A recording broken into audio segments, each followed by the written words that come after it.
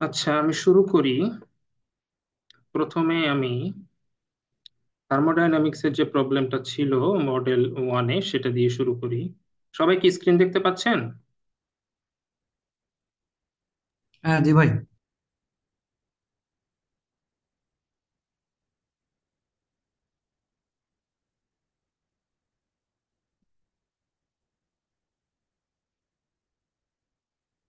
আচ্ছা, আরেকটা প্রবলেমকে প্যারালাল রেখে শুরু করি। কারণ হচ্ছে দুইটা সিমিলার প্রবলেম, যেটা মেঘনা পেট্রোলিয়ামের পরীক্ষায় এসেছিল, ওই প্রবলেমটাকেও রাখি সাইডে।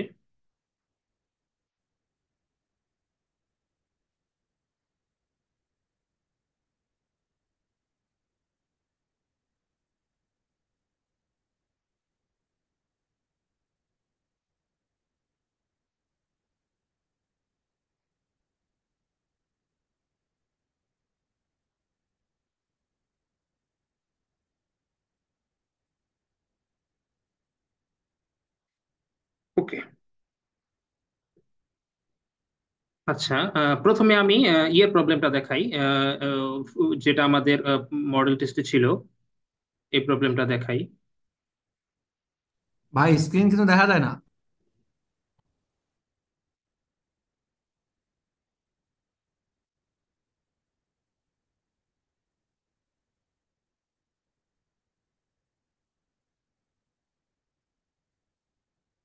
এখন দেখা যাচ্ছে?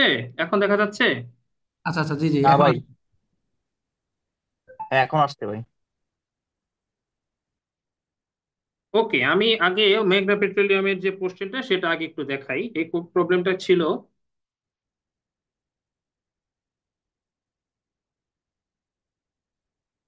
আচ্ছা সরি,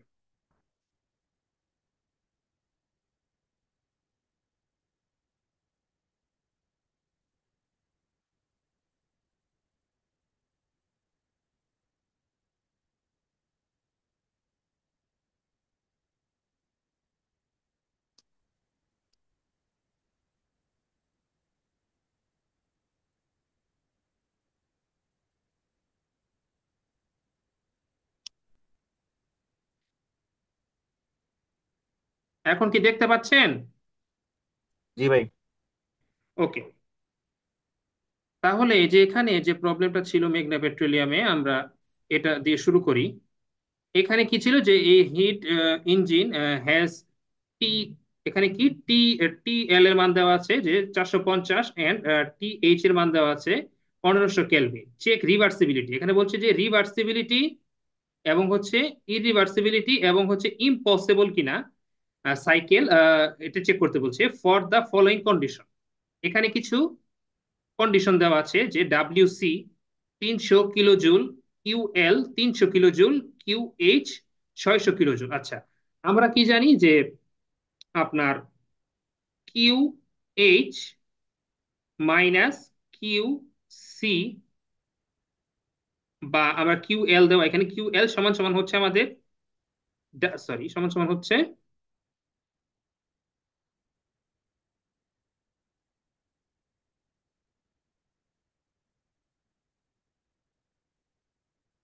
সমান সমান হচ্ছে আমাদের ডাব্লিউ, ডাব্লিউ এখানে কত, ডাব্লিউ সি।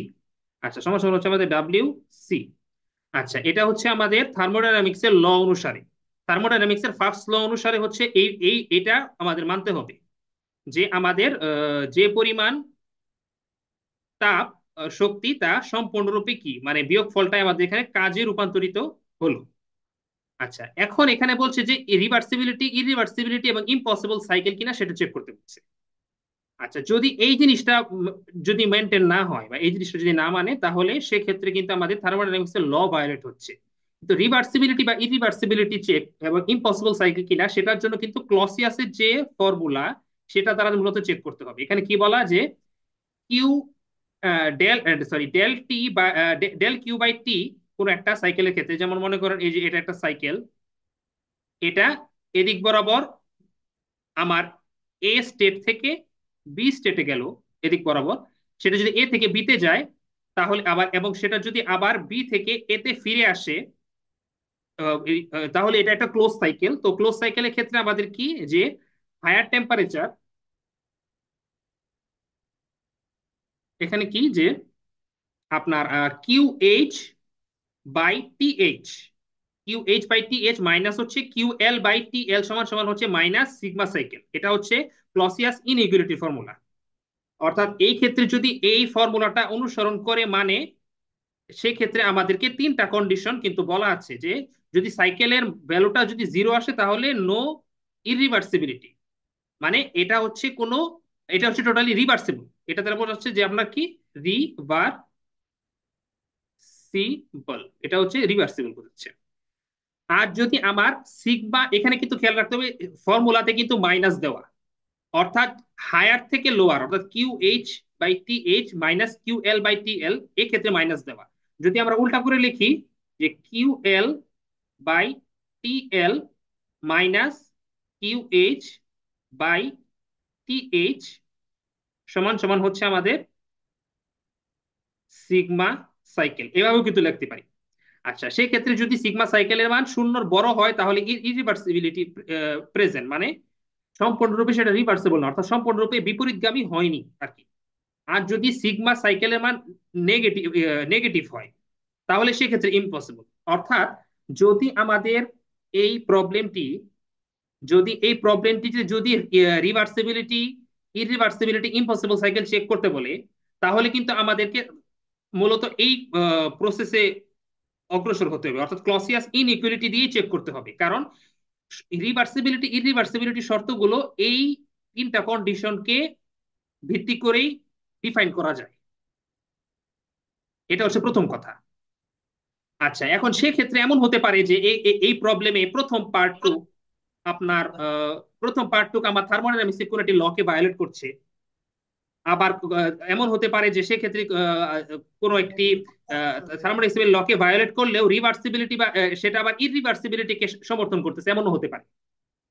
মানে থার্মোডাইনামিক্সের লকে ভায়োলেট করেও ইরিভার্সিবিলিটিকে সমর্থন করতে পারে, এমনও হতে পারে। তো যখন ইরিভার্সিবিলিটি বা রিভার্সিবিলিটি চেক করতে বলবে, তখন কিন্তু আপনার প্রসেস হবে এই ক্লসিয়াস ইনইকুয়ালিটি দিয়ে এটা সলভ করতে। তো সেক্ষেত্রে আমরা কি করলাম, প্রথম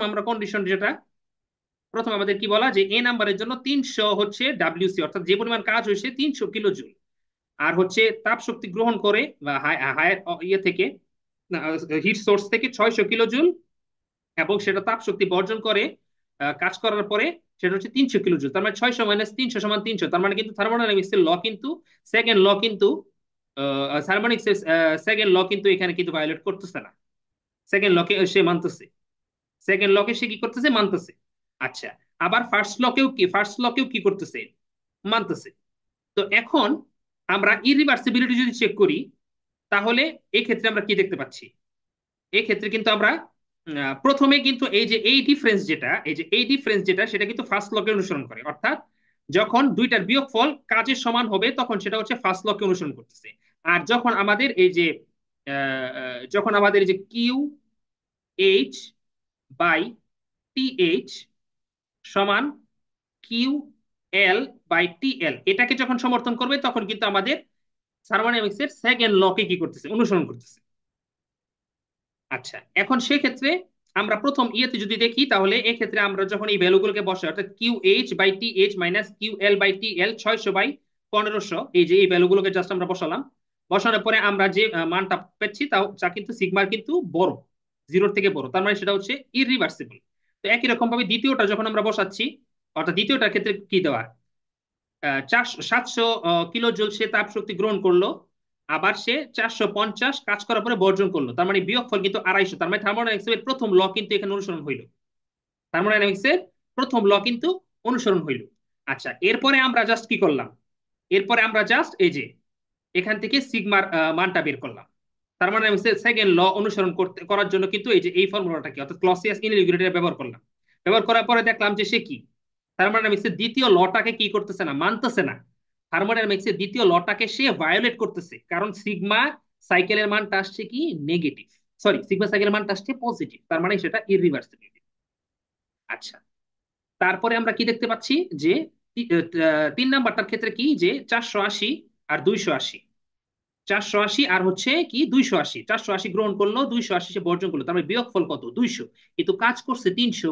এটা তো সম্ভব না, কারণ 200 জুলকে সে কাজে রূপান্তরিত করতে পারে, কিন্তু 300 তো এখান থেকে সম্ভব না। তার মানে বাইরে থেকে এখানে কোনোভাবে হিট এনার্জি ইনপুট হয়েছে, যে হিট এনার্জিটা থেকেও কাজ সে গ্রহণ করছে। তার মানে এটা কিন্তু থার্মোডাইনামিক্সের ফার্স্ট লকে কি করলো? ভায়োলেট করলো। থার্মোডাইনামিক্সের ফার্স্ট লকে কি করলো? ভায়োলেট করলো। কিন্তু আমরা যখন সিগমার আলোকে যখন দেখলাম, তখন আমরা দেখতে পাচ্ছি যে সে কিন্তু সিগমা মানটা কিন্তু জিরোর থেকে বড়। তার মানে এটাও ইররিভার্সিবিলিটি, অর্থাৎ প্রথম দুইটা কিন্তু, অর্থাৎ এ আর বি, এই দুইটা কিন্তু থার্মোডাইনামিক্সের ফার্স্ট লকে অনুসরণ করছে, কিন্তু সেকেন্ড লকে অনুসরণ করে নাই। থার্মোডাইনামিক্সের ফার্স্ট ল, কারণ 600 300 300 মিলছে, 700 450 250 মিলছে। অর্থাৎ থার্মোডাইনামিক্সের ফার্স্ট লকে প্রথম দুইটা সমর্থন করছে, কিন্তু তৃতীয়টা থার্মোডাইনামিক্সের ফার্স্ট লকে সমর্থন করে নাই। এবং প্রথম দ্বিতীয় তৃতীয় কোনোটাই কিন্তু থার্মোডাইনামিক্সের সেকেন্ড লকে অনুসরণ করে নাই, কারণ তিনটাই কি হচ্ছে? ইররিভার্সিবল হয়েছে, তিনটাই ইররিভার্সিবল হয়েছে। আচ্ছা। আচ্ছা, এখন রিভার্সিবিলিটি বা ইরিভার্সিবিলিটি এটা কিন্তু ডিপেন্ড করতেছে যে হিট সোর্স এবং হিট সিঙ্কের কিসের উপরে? টেম্পারেচারের উপরে। টেম্পারেচারের উপরে, টেম্পারেচার যদি ভিন্ন থাকতো, তাহলে কিন্তু সে থার্মোডাইনামিক্সের সেকেন্ড লকে অনুসরণ করে রিভার্সিবিলিটিটাকে সে কি মানতে পারতো, কিন্তু এই ক্ষেত্রে টেম্পারেচারের কারণে সে কিন্তু আমার এই ইররিভার্সিবল হয়েছে তিনটাই। আর 4 নাম্বারটার ক্ষেত্রে আমরা কি দেখতে পাই? 4 নাম্বার,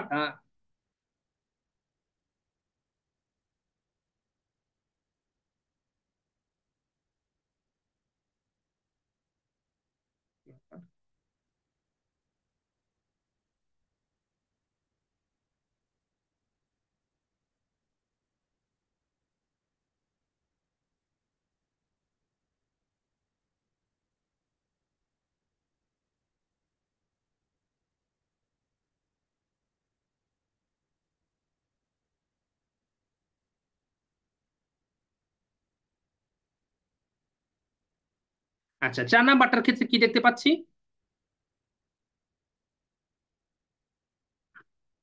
দেখেন 4 নাম্বারে কি বলছে যে ডাব্লিউসি হচ্ছে 400 কিলোজুল। আর প্রথমে সে তাপ গ্রহণ করছে 700 কিলোজুল। আর আবার আপনার হচ্ছে তাপ সে বর্জন করছে 200, তার মানে হচ্ছে 500। বিয়োগফল হচ্ছে কত? 500, কিন্তু কাজ করছে কত? 400 দিয়ে। অর্থাৎ এই ক্ষেত্রে কিন্তু থার্মোডাইনামিক্স এর ফার্স্ট লকে কি করলো না? অনুসরণ করলো না, কারণ হচ্ছে বিয়োগ অনুসরণ, ফার্স্ট লকে অনুসরণ করলে তার কিন্তু কাজ হওয়ার কথা ছিল 500 কিলোজুল, কারণ থার্মোডাইনামিক্স এর ফার্স্ট ল অনুযায়ী যে তাপ শক্তি কাজ শক্তি হচ্ছে সমানুপাতিক। আচ্ছা, তার মানে ফার্স্ট লকে সে অনুসরণ করে নেই। আচ্ছা, এখন আমরা রিভার্সিবিলিটি বা ইরিভার্সিবিলিটি চেক করার সময় Q H by T H minus Q L by T L minus sigma cycle দিয়ে কি করে দেখলাম যে এক্ষেত্রে মান আসছে শূন্য থেকে, এক্ষেত্রে মান আসছে কত? শূন্য থেকে কিন্তু, শূন্য থেকে কম, শূন্য থেকে কম আসছে, তার মানে এটা কিন্তু ইম্পসিবল সাইকেল। আচ্ছা, কেউ কি, সবাই কি বুঝতে পারছেন? ভাই একটা কোশ্চেন ছিল আর কি। বলেন। এই যে আপনার এ নম্বরটা হচ্ছে ফার্স্ট সাইকেলটা মেনে চলতেছে, আপনার ফার্স্ট লটা মেনে চলতেছে, হ্যাঁ, বাকিগুলো হচ্ছে ফার্স্ট ল মেনে চলতেছে না। দুই এখন নাম্বারটাও মেনে চলতেছে, 2 নাম্বারটাও মেনে চলতেছে, 700 450 250। হ্যাঁ, দুইটা হচ্ছে আপনার মেনে চলতেছে। হুম। এখন মানে এই ফার্স্ট ল ছাড়াও তো আমরা হচ্ছে এই ক্লাসিয়াস স্টেটমেন্টের মাধ্যমে এই করতে পারতাম না। তাহলে আমরা ফার্স্ট ল কেন আমরা এই বিবেচনা করতেছি বারবার? এক্ষেত্রে ফার্স্ট লকে বিবেচিত করার প্রয়োজন নাই, জাস্ট আমি বোঝানোর জন্য বললাম, কারণ নেক্সট ম্যাথ যেটা দেখবো, মডেল টেস্টে যে ম্যাথটা ছিল আমাদের ক্লাস ব্যাচে, সেই ম্যাথটাকে আবার সিমিলারিটি রেখে আপনার এক্সপ্লেন করা যায়। তো এই ক্ষেত্রে কিন্তু শুধুমাত্র ইরিভার্সিবিলিটি আর রিভার্সিবিলিটি এবং ইম্পসিবল সাইকেল কিনা সেটুকু শুধু চেক করতে হচ্ছে। তো এখানে যে প্রসেসটা দেওয়া আছে সে অনুযায়ী সেকেন্ড লকে অনুসরণ করলেই হচ্ছে, জাস্ট এটুকু বিবেচনা করলেই হবে আর কি। ঠিক আছে। আচ্ছা, আচ্ছা, আমরা তাহলে এখন, ফার্স্ট ল বিবেচনার বিষয়টা কি, মানে আমরা সেকেন্ড ম্যাথে ক্লিয়ার হয়ে যাব হ্যাঁ নাকি হ্যাঁ হ্যাঁ এখানে হ্যাঁ আরো কিছু? হ্যাঁ হ্যাঁ সেকেন্ড ও ম্যাথে আচ্ছা ক্লিয়ার হবো। আচ্ছা, এখনই এখনই ঠিক দেখাচ্ছি আমি, জি এখনই আছে। দেখাচ্ছি।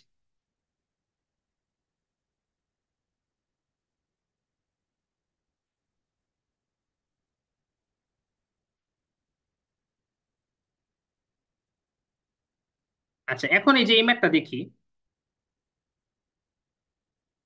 এই যে এখানে দেখেন, এখানে বলছে যে দ্য ডাটা লিস্টেড বিলো, এখানে তিনটা ডাটা দেওয়া আছে।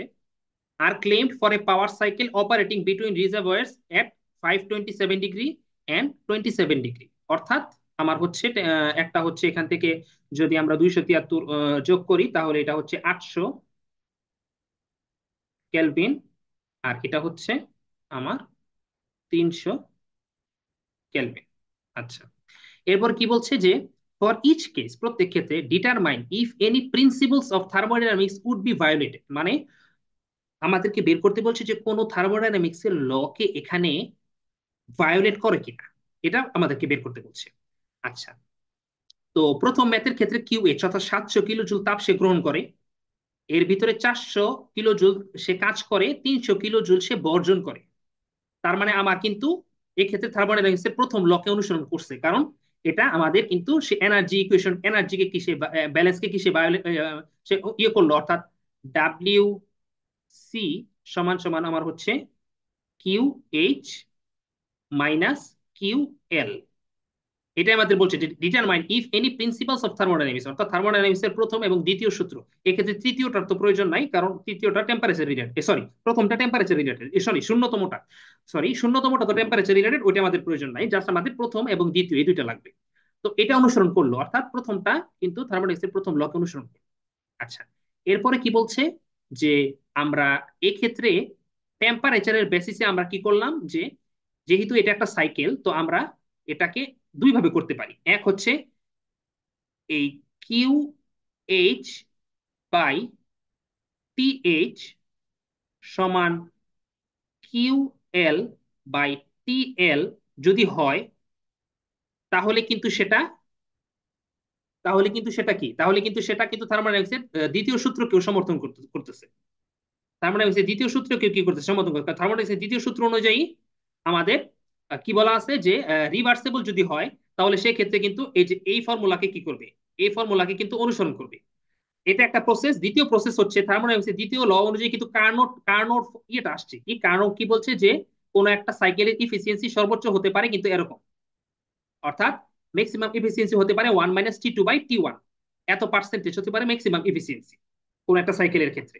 তো এই এই যে কোনো একটা প্রসেসে করলেই হবে, অর্থাৎ আমরা যদি থার্মোডাইনামিক্সের ল গুলো কি করতে চাই তাহলে এটা অনুসরণ করলেই হবে। তাহলে আমরা কি দেখতে পাচ্ছি, দ্বিতীয় অনুযায়ী আমরা টেম্পারেচার অনুযায়ী আমরা ম্যাক্সিমাম ইফিসিয়েন্সিটা বের করলাম কত, 62.5% হচ্ছে ম্যাক্সিমাম এফিসিয়েন্সি। তো প্রথমটার ক্ষেত্রে আমরা কি দেখতেছি যে প্রথমটার ক্ষেত্রে আমরা এফিসিয়েন্সি বের করলাম W cycle by Q H. তো এখান থেকে আমরা কি পেলাম 57.1, 57.1। তার মানে এটা কি, এটা কিন্তু সেকেন্ড লকে অনুসরণ করছে। কারণ কি, কারণ হচ্ছে সেকেন্ড লকে অনুসরণ করবে, কারণ হচ্ছে ম্যাক্সিমাম ম্যাক্সিমাম ইফিসিয়েন্সির মধ্যে আছে। তার মানে সেকেন্ড লকে অনুসরণ করছে, কিন্তু এটা এই দুইটা সমান হয় নাই। অর্থাৎ যেহেতু আমাদের এই দুইটা সমান হয় নাই, তার মানে এটা হচ্ছে কি, প্রথমটা হচ্ছে প্রথম লকে অনুসরণ করলো, দ্বিতীয় লকে অনুসরণ করলো, কিন্তু আমাদের ইররিভার্সিবল হলো। প্রথমটা কি, ইররিভার্সিবল। কারণ আমাদের যদি আমাদের এই দুইটা, যদি আমাদের ম্যাক্সিমাম এই সাইকেলের ইফিসিয়েন্সিটা 57.1 বদলে 62.5 হতো, তাহলে কিন্তু Q H by T H সমান সমান কিউ এল বাই টি এল হতো। তার মানে সেটা কিন্তু রিভার্সিবল হতো। কিন্তু এটা থেকে যেহেতু কম হয়েছে, তার মানে থার্মোডাইনামিক্সের সেকেন্ড লকে অনুসরণ করছে, কিন্তু সেটা কিন্তু ইররিভার্সিবল হয়েছে। কি এই পর্যন্ত কি বুঝতে পারছেন? ভাই একটা এটা কোশ্চেন পড়ছে না। এখানে। হ্যাঁ, একজন একজন বলেন প্লিজ। কোশ্চেনটা হচ্ছে যে ভাই, আগেরটা তো আপনারা এই থার্মোডাইনামিক্সের ইনইকুয়ালিটি সাইকেল দিয়ে দেখাইলেন যে হুম ইরিভার্সিবল। এখন তো এটা কি, এটা তো এইভাবে তো দেখালেন, এটা দেখাচ্ছেন আরেক ভাবে। হুম। তো হ্যাঁ হ্যাঁ। এ- এক্ষেত্রে কি আমাদের কি আপনার এই এই থার্মোডাইনামিক্স ইনইকুয়ালিটি যে সাইকেলটা ছিল ক্লাসিয়াস এর, ওটা হুম দিয়ে হুম। করলে তো বোঝাতে পারবো আমরা নাকি যেটা রিভার্সিবল কিনা ইরিভার্সিবল কিনা, রিভা, হ্যাঁ হ্যাঁ হ্যাঁ হ্যাঁ হ্যাঁ হ্যাঁ হ্যাঁ ইম্পসিবল কিনা। আপনার আপনার কোশ্চেনটা ঠিক আছে। আপনি যেটা বোঝাতে চাচ্ছেন যে রিভার্সিবল বা ইররিভার্সিবিলিটি আমরা কিভাবে দেখাবো, তাই না? হ্যাঁ হ্যাঁ। যখন রিভার্সিবল আর ইরিভার্সিবল দেখাবো, তখন আমরা এই যে এইটাকে, এই যে এই পার্টটাকে আমরা মূলত প্রমাণ করতে চাবো। অর্থাৎ আমি আরেকটু ক্লিয়ার করে দিই, একটা ওয়ার্ড ফাইলে সুন্দর করে লিখে ক্লিয়ার করে দিই।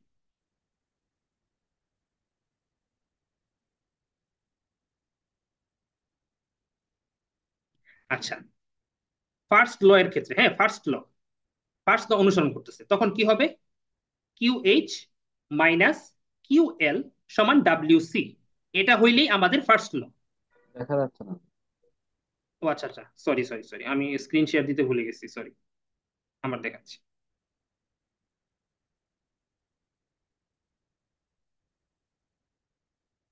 এখন দেখতে পাচ্ছেন? জি ভাই।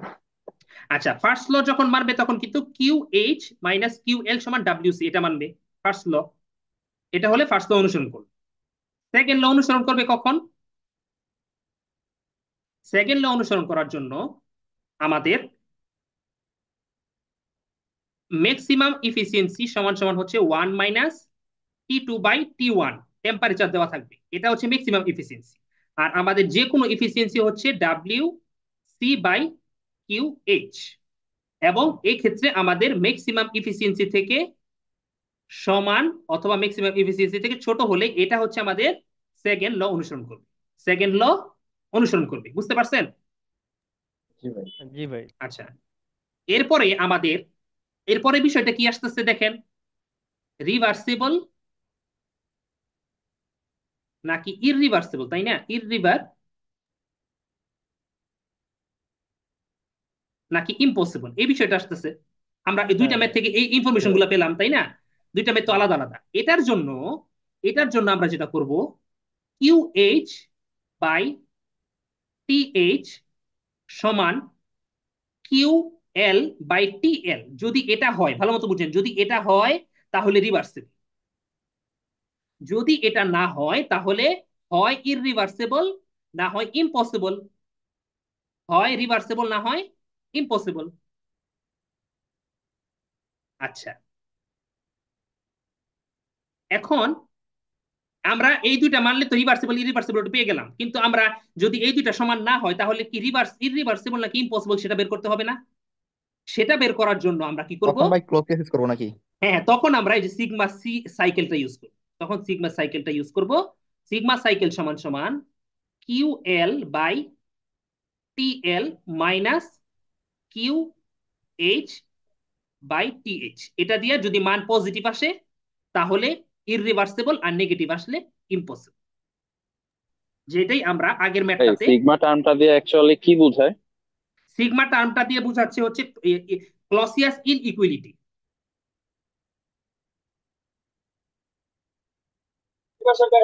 ওকে ওকে, ঠিক আছে। তারপরে ভাই ফার্স্টে যেটা আপনি বললেন যে QH TH ইকুয়াল টু যদি QL TL হয়, তাহলে হচ্ছে আমাদের হচ্ছে আপনার রিভার্সিবল হবে, এরপর হ্যাঁ, আমাদের আর কোথাও যেতে হবে না। আর যদি না হয় তখন হচ্ছে আমাদের সিগমা সাইকেলটা আমরা ইউজ করব, তাই তো? ইয়েস ইয়েস, হ্যাঁ রিভার্সিবল ইয়েস, অথবা ইম্পসিবল ইউজ করার জন্য। বের করার জন্য, হ্যাঁ, ইররিভার্সিবল বা নাকি ইম্পসিবল এটা বের করার জন্য আমাদের হ্যাঁ, ক্লসিয়াসে ইম্পসিবল। যেতেই হবে, আমাদের ক্লসিয়াস ইনইকুয়ালিটিতে যেতেই হবে, এছাড়া কোনো অপশন নাই। আচ্ছা ঠিক আছে, ওকে, থ্যাংক ইউ। আচ্ছা, তাহলে কি আমরা দুইটা ম্যাথ বুঝতে পারলাম? আর কারো কোনো কোশ্চেন?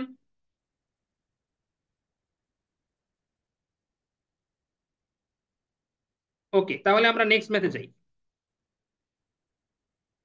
আচ্ছা, নেক্সট ম্যাথ আমরা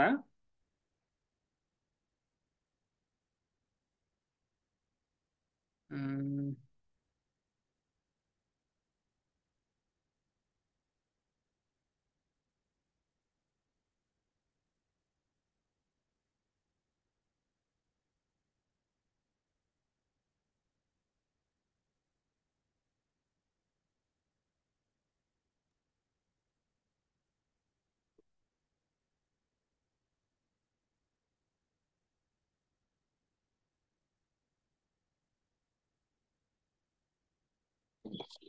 একটা কোশ্চেন মনে পড়লো আর আগের ম্যাথের বিষয়টা। বলেন বলেন বলেন।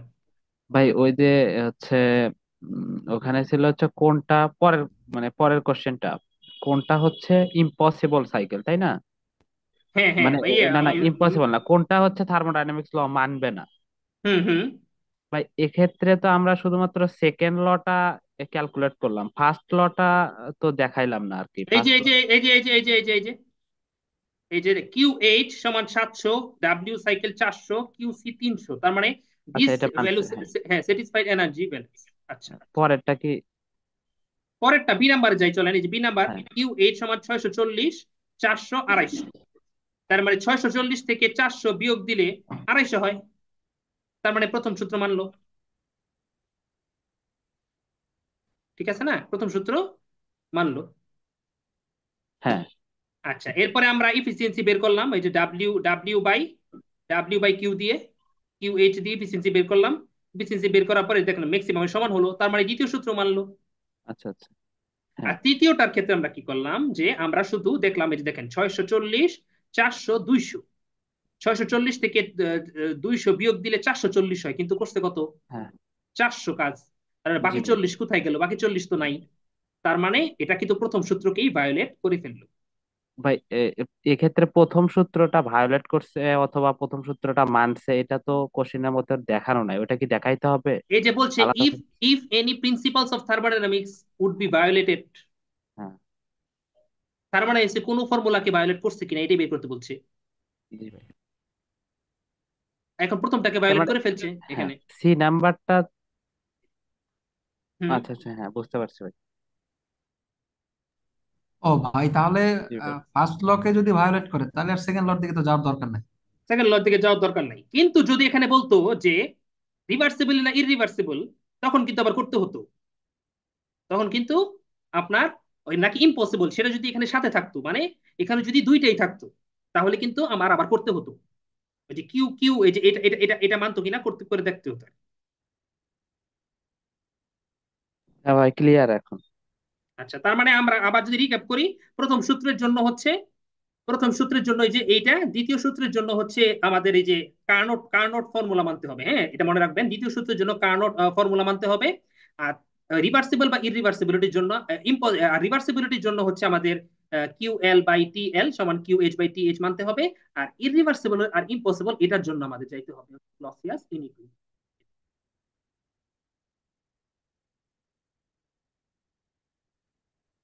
আচ্ছা,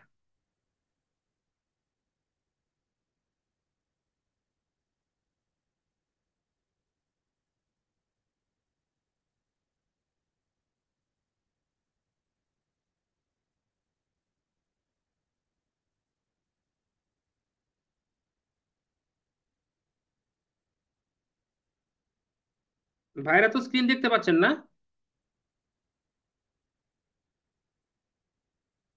জি ভাই। হ্যাঁ জি ভাই, দেখা যাচ্ছে।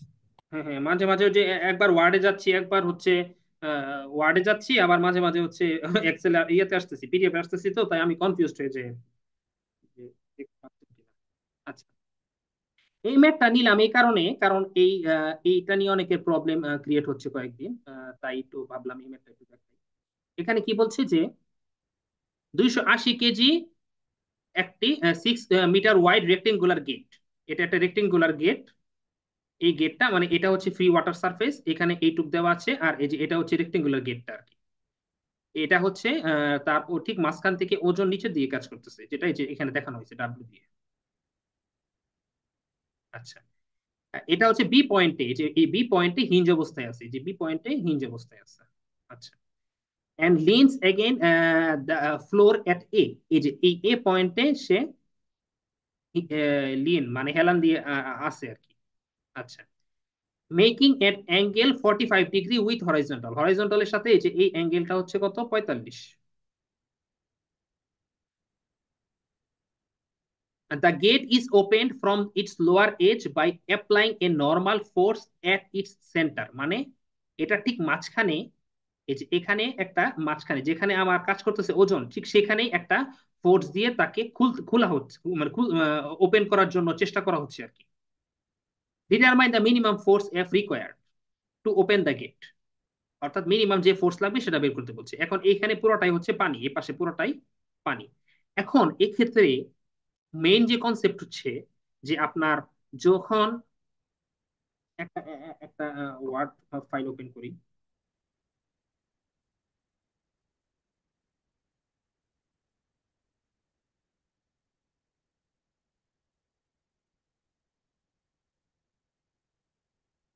আচ্ছা, দেখেন,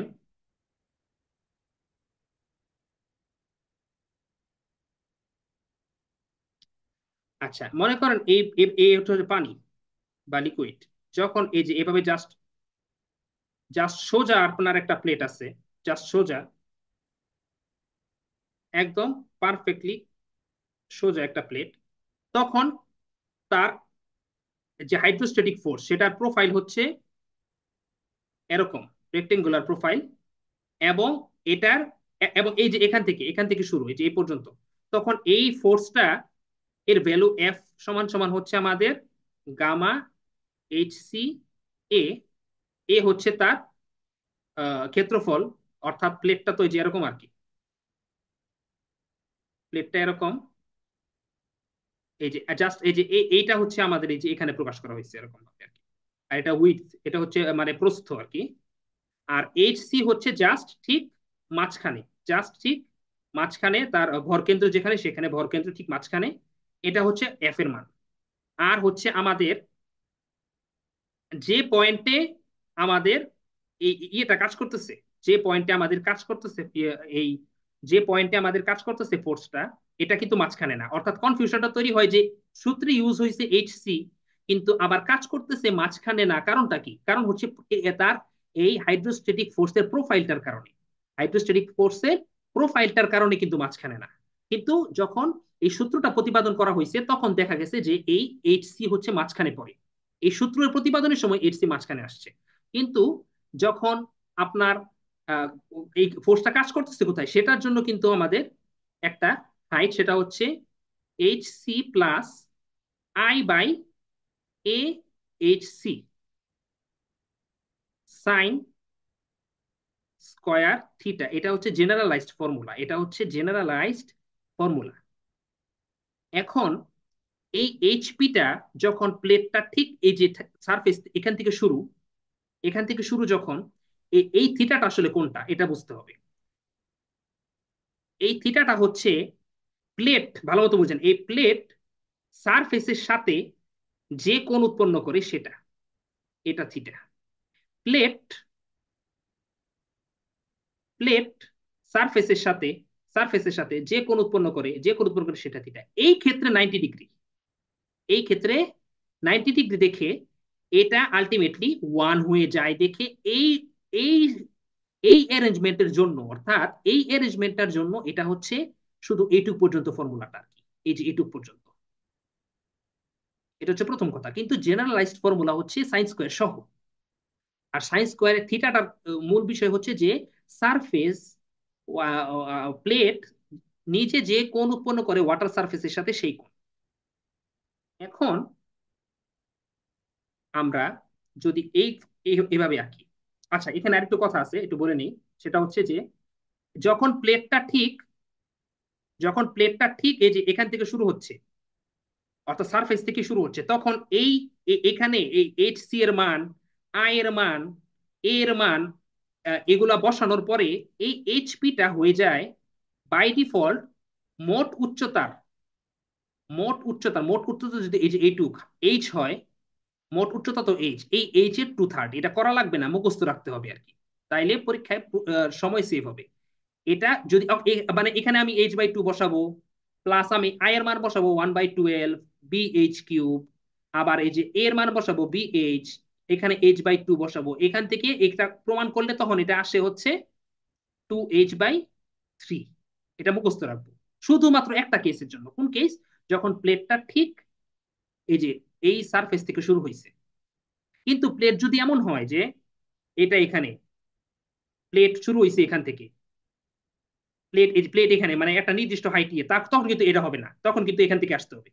আবার যদি এমন হয় যে আপনার সারফেস এখান থেকে, প্লেট শুরু হয়েছে এখান থেকে, তখন আবার হবে না, অর্থাৎ প্লেট এইটুক, তখন কিন্তু আবার এটা আসবে না। এটা শুধুমাত্র আসবে যখন প্লেটটা ঠিক সারফেসের থেকে শুরু হয়। আচ্ছা, তার মানে আমরা কি জানলাম যে জেনারেলাইজ ফর্মুলা হচ্ছে এটা। কিন্তু প্লেট যখন সোজাসুজি থাকে তখন থিটাটা বাই ডিফল্ট 90 হয়ে যায় থেকে সাইন স্কোয়ার টার্মটা কি হয়ে যায়, 1 হয়ে যায়।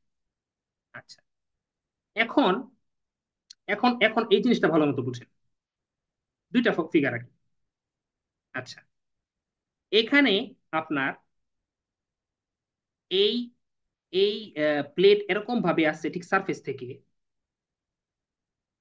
আপনার সারফেস থেকে এরকম ভাবে আসে। আপনার এফ এর সূত্র যখন আমরা বের করবো, এফ সমান সমান গামা এইচ সি এ, এই ফর্মুলাটা ইনক্লাইন্ড প্লেটের জন্য যা ইনক্লাইন্ড প্লেটের জন্য যা আপনার পারপেন্ডিকুলার প্লেটের জন্য একই রকম। এটা এই পর্যন্ত কোনো সমস্যা নাই, দুইটাই সেম।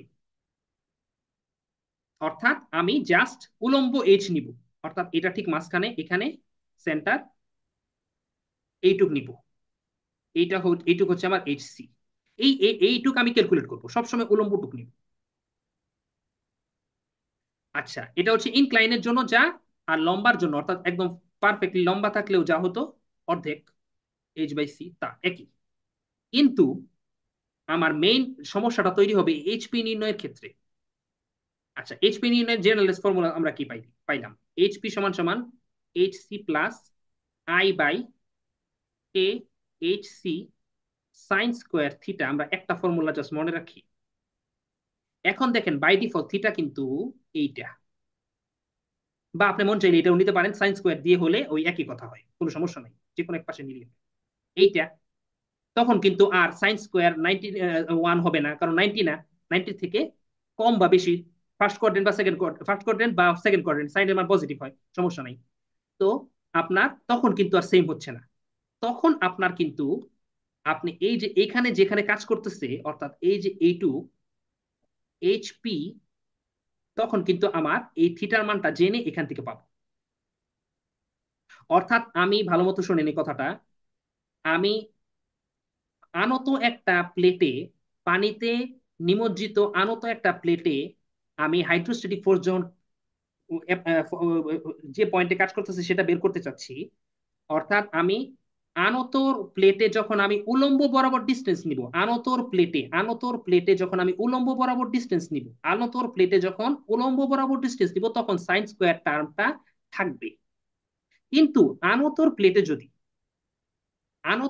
যদি আমি আনত বরাবর ডিস্টেন্স নেই, অর্থাৎ আমি এই প্লেটের সাথে প্যারালালি ডিস্টেন্স নেই, মানে আমি এই এই ওয়াটার সারফেসটাকে আমি তখন থিটা কোণে ঘুরিয়ে এখানে নিয়ে এসে পড়ছি, কল্পনা করতেছি।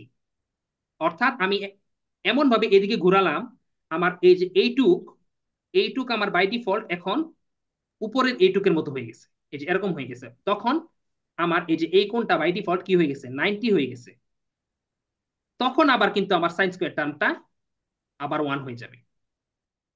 অর্থাৎ মূল কথা হচ্ছে যে আনতর প্লেটে যখন আমি উলম্ব বরাবর ডিস্টেন্স নিব, তখন আমার কিন্তু সাইন স্কোয়ার টার্ম সহ ফর্মুলা হবে, মানে 1 হবে না।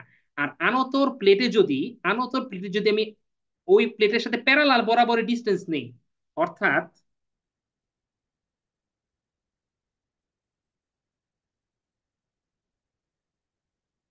অর্থাৎ এখন যদি আমি এখানে আবার নতুন করে ফর্মুলা লিখি, যে এটা হচ্ছে ওয়াটার সারফেস, এটা হচ্ছে আনত তল, মানে আনত প্লেটটা,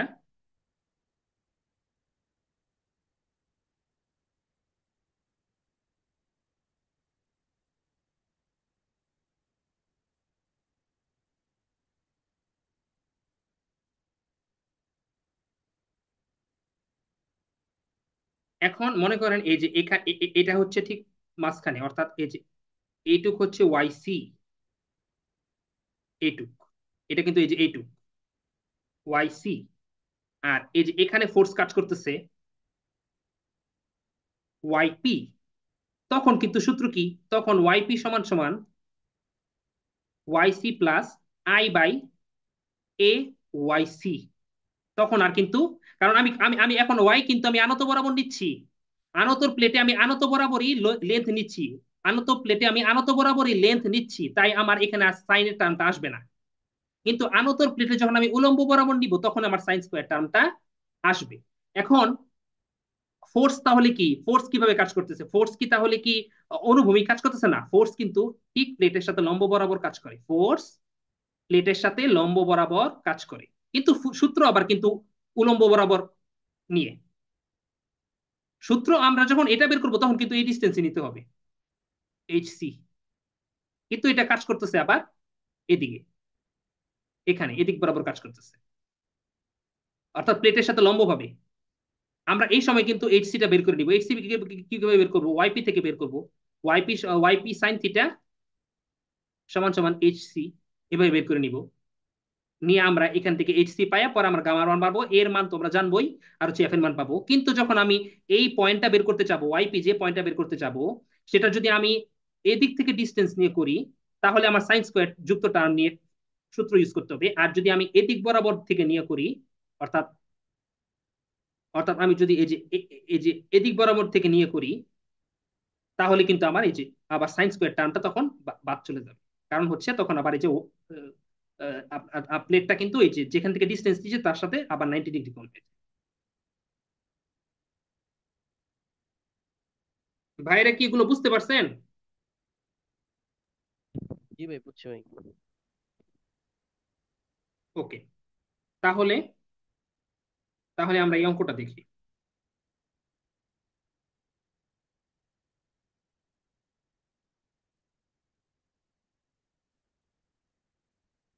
আচ্ছা, এখন দেখেন এই ম্যাথে কিন্তু দেখেন আনত কিন্তু আছে 45 ডিগ্রি করে আনত। আচ্ছা, এখন আমাদের বলছে যে কিন্তু কি কি বের করতে বলছে, এখন আমাদের এখানে বের করতে বলছে যে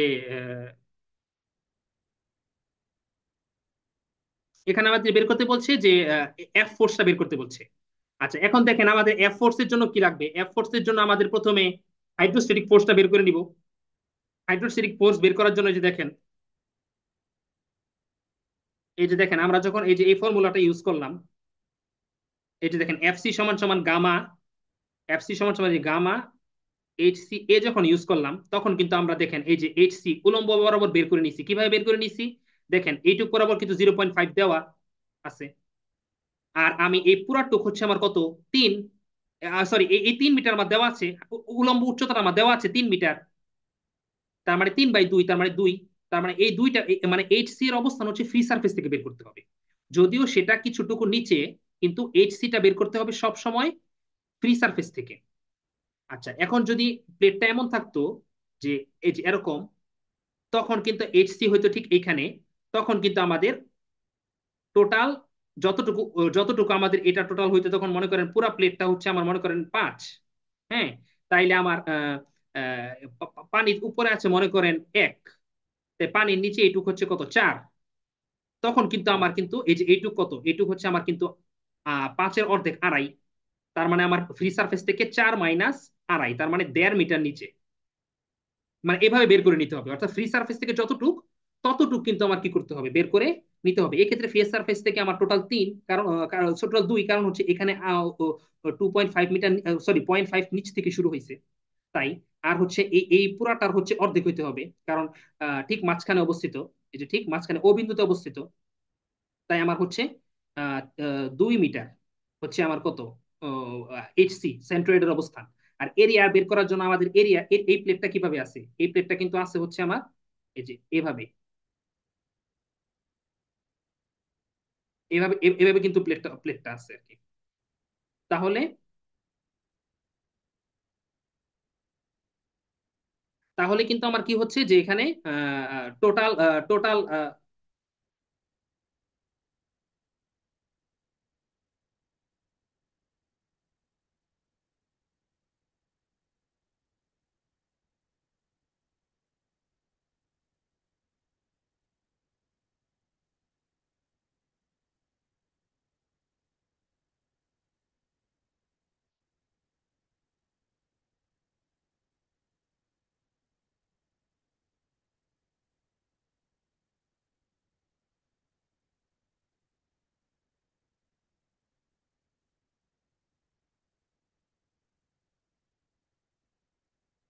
আচ্ছা, তাহলে টোটাল টোটাল আমার এক্ষেত্রে এরিয়া কিভাবে হলো,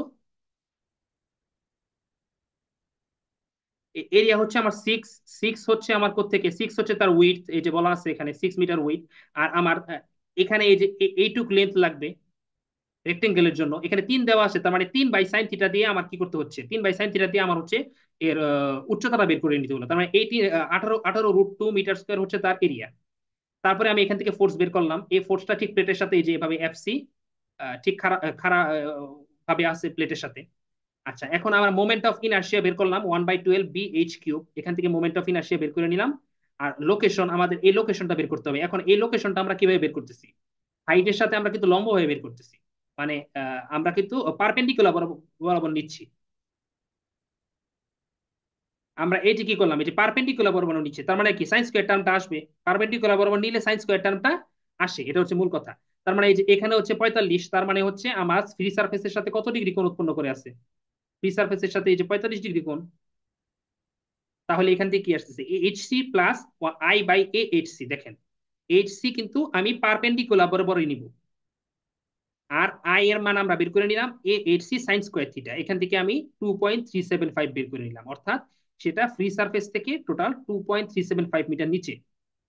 আর সেন্ট্রয়েড কোথায়, 2 মিটার নিচে ছিল, অর্থাৎ সেন্ট্রয়েডের থেকেও আরো 0.375 মিটার নিচে এই ফোর্সটা কাজ করতেছে। এই পয়েন্টের অবস্থান, এই পয়েন্টের অবস্থানটা আমরা বের করে নিলাম। এখন আমি আমার কি করতে হবে, আমার কিন্তু ফোর্স বের করার জন্য আমাদের মোমেন্ট নিতে হবে। মোমেন্ট কিন্তু যে পয়েন্টে হিঞ্জ আছে সেই পয়েন্ট থেকে নিতে হবে, অন্য কোনো পয়েন্টে নিলে কিন্তু এই ম্যাথ মিলবে না। আমার বি পয়েন্টের সাপেক্ষে মোমেন্ট নিতে হবে, বি পয়েন্টের সাপেক্ষে মোমেন্ট না নিয়ে অন্য কোনো পয়েন্টের সাপেক্ষে মোমেন্ট নেওয়া যাবে না। কারণ হচ্ছে বি পয়েন্টে সে হিঞ্জ অবস্থায় আছে, ডিটারমাইন মিনিমাম ফোর্স বের করতে দিচ্ছে। তাহলে আমি ডাব্লিউ খাড়া নিচের দিকে অবস্থিত, এই যে ডাব্লিউ নিচের দিকে, ডাব্লিউটা আমার এই হিঞ্জ পয়েন্ট, আমার মোমেন্ট নেওয়ার জন্য নিয়ম হচ্ছে ডাব্লিউর সাথে অর্থাৎ ফোর্সের সাথে যে পয়েন্টের সাপেক্ষে হিঞ্জ নিব সেই পয়েন্টটা লম্ব দূরত্ব হতে হবে, অর্থাৎ বিডি।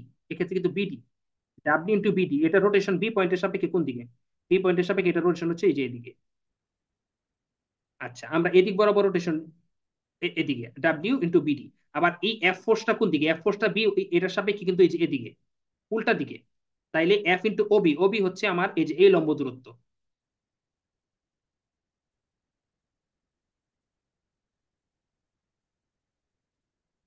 আচ্ছা এই যে দেখেন এই যে এই ওবি, ওবি কিন্তু লম্ব দূরত্ব, এর জন্য আমার হইলো যে ওবি, এটা হচ্ছে অ্যান্টি ক্লকওয়াইজ, তার মানে আমরা সমানে ওই পাশে রাখলাম। আর এই এফ ফোর্স যেটা হচ্ছে হাইড্রোস্ট্যাটিক ফোর্স, সেটা কোন দিকে, সেটা হচ্ছে এই যে এই দিকে, এই বি পয়েন্টের সাপেক্ষে। আর ডাব্লিউ কোন দিকে, এদিকে, একই দিকে। তবে ডাব্লিউর সাথে এটা কি হবে, যোগ হয়ে যাবে, ডাব্লিউ ইন্টু বিডি। আর এফ ইন্টু বিসি, বিসি হচ্ছে আমাদের যে এখান থেকে যে পয়েন্টে কাজ করতেছে, এই যে সি পয়েন্ট, এই যে সি পয়েন্টে। তাহলে এখান থেকে আমরা সবগুলা মান জানি। ডাব্লিউ এর মান আমরা বের করে নিছি 1.692 কিলো নিউটন।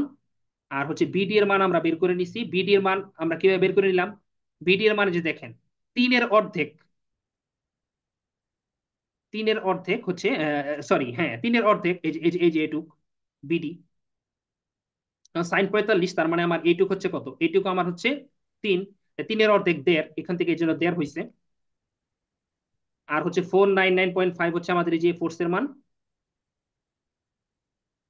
আর এ এ হচ্ছে কতটুকু আমাদের বিডি, বিসি বের করতে হচ্ছে, বিসি, বিসি। এখন আমরা কিন্তু অলরেডি কি জানি, আমরা কিন্তু বি বি এইচপি এর মান জানি, এইচপি এর মান। তাহলে এইচপি থেকে আমরা 0.5 বিয়োগ করে নিলে আমরা কিন্তু এই যে এইটুক পাচ্ছি, এইটুক পাচ্ছি।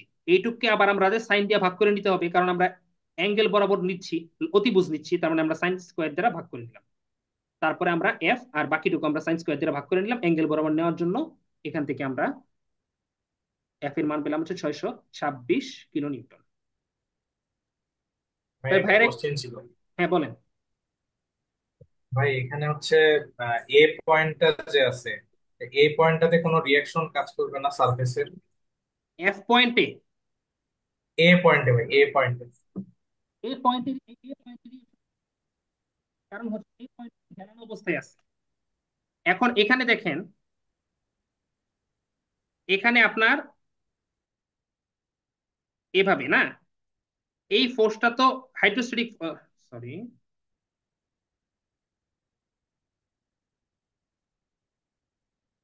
হাইড্রোস্ট্যাটিক ফোর্সটা তো আপনার এই যে এখানে, এটা এদিক বরাবর তাকে নিতে চাচ্ছে, কিন্তু আমার ভূমিতে একটা বাধা আছে না, এখানে তো যেতে পারতেছে না প্লেটটা, এখানে তো বাধা পাচ্ছে সে। আমার যদি প্লেটটাকে, আমার যদি আবার ওজন এদিক বরাবর, দুইটা মিলে তাকে কি করতেছে, দুইটা মিলে তাকে কিন্তু এদিক বরাবর ধাক্কা, এদিক বরাবর ধাক্কা দিচ্ছে না, দুইটা মিলে এদিক বরাবর সে একটা রিয়াকশন অ্যাকশন ফোর্স কাজ করতেছে এই পয়েন্টে, এই পয়েন্টে, এই পয়েন্টে, এই পয়েন্টে যেখানে ভূমি অবস্থিত, ভূমির কারণে তো সেই দিকে যেতে পারবে না। বরং আমরা যদি খুলতে চাই তাহলে এই দুইটাকে, এই দুইটার ইফেক্টকে নালিফাই করে আমাদের এদিক বরাবর ফোর্স দিতে হবে, যেটাই আমাদের চাইছে আর কি। যে আমরা যদি এই হাইড্রোস্ট্যাটিক ফোর্স এবং ওজনের ইফেক্টে এই পয়েন্টে যেটা কাজ করতেছে সেটাকে ওভারকাম করে একটা ফোর্স বের করতে বলছে, যেটা দিলে সে মাত্র গেটটা ওপেন হওয়া শুরু করবে, এটাই বলছে। The gate is to be open from its lower edge. A point হচ্ছে লোয়ার এজ থেকে তার ওঠা কি করবে, সে শুরু করবে, এটা বোঝানো হয়েছে। তো এখানে কিন্তু এ পয়েন্টে কিন্তু কোনো কি নাই। এই পয়েন্টে তখন ফোর্সটা কি হয়ে যাবে, জিরো হয়ে যাবে, যখন এই এফ ফোর্সটা যখন আমি দিব তখন এ পয়েন্টে জাস্ট সে টাচ করে থাকবে। বুঝতে পারছেন কিনা? এটা হচ্ছে আমরা এইচএসসি লেভেলে বলবিদ্যা পড়ছিলাম না, বলবিদ্যার মতো চিন্তা করেন। জাস্ট এ পয়েন্টে সে টাচ করে থাকবে, এই পয়েন্টে সে কোনো ফোর্স দিবে না, মানে মাত্র জাস্ট ওপেন হওয়া শুরু করতেছে এই সময়।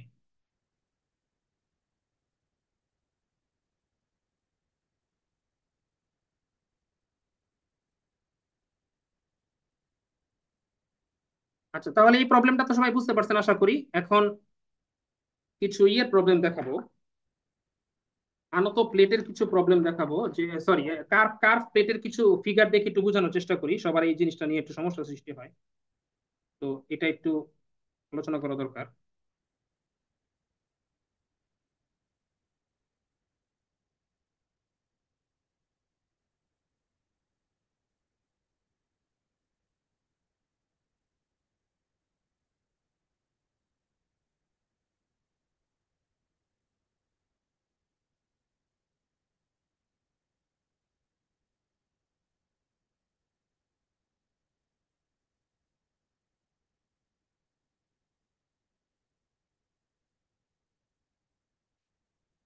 জব হ্যাক্সে কিছু ফিগার নিয়ে এই জিনিসটা একটু ক্লিয়ার করে দিই সবাইকে।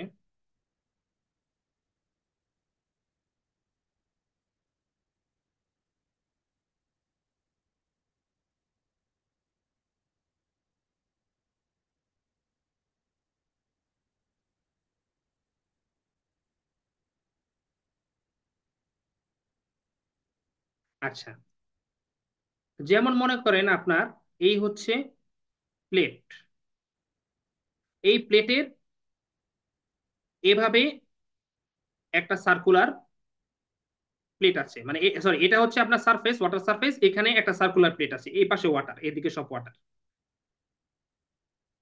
এখন প্রথম কথা হচ্ছে যে এই প্লেটটাকে আমরা এই প্লেটটাকে আমরা কোনো একটা সলিড ভলিউমহীন ভলিউমহীন ভলিউমহীন আমরা একটা অবজেক্ট হিসেবে কল্পনা করব।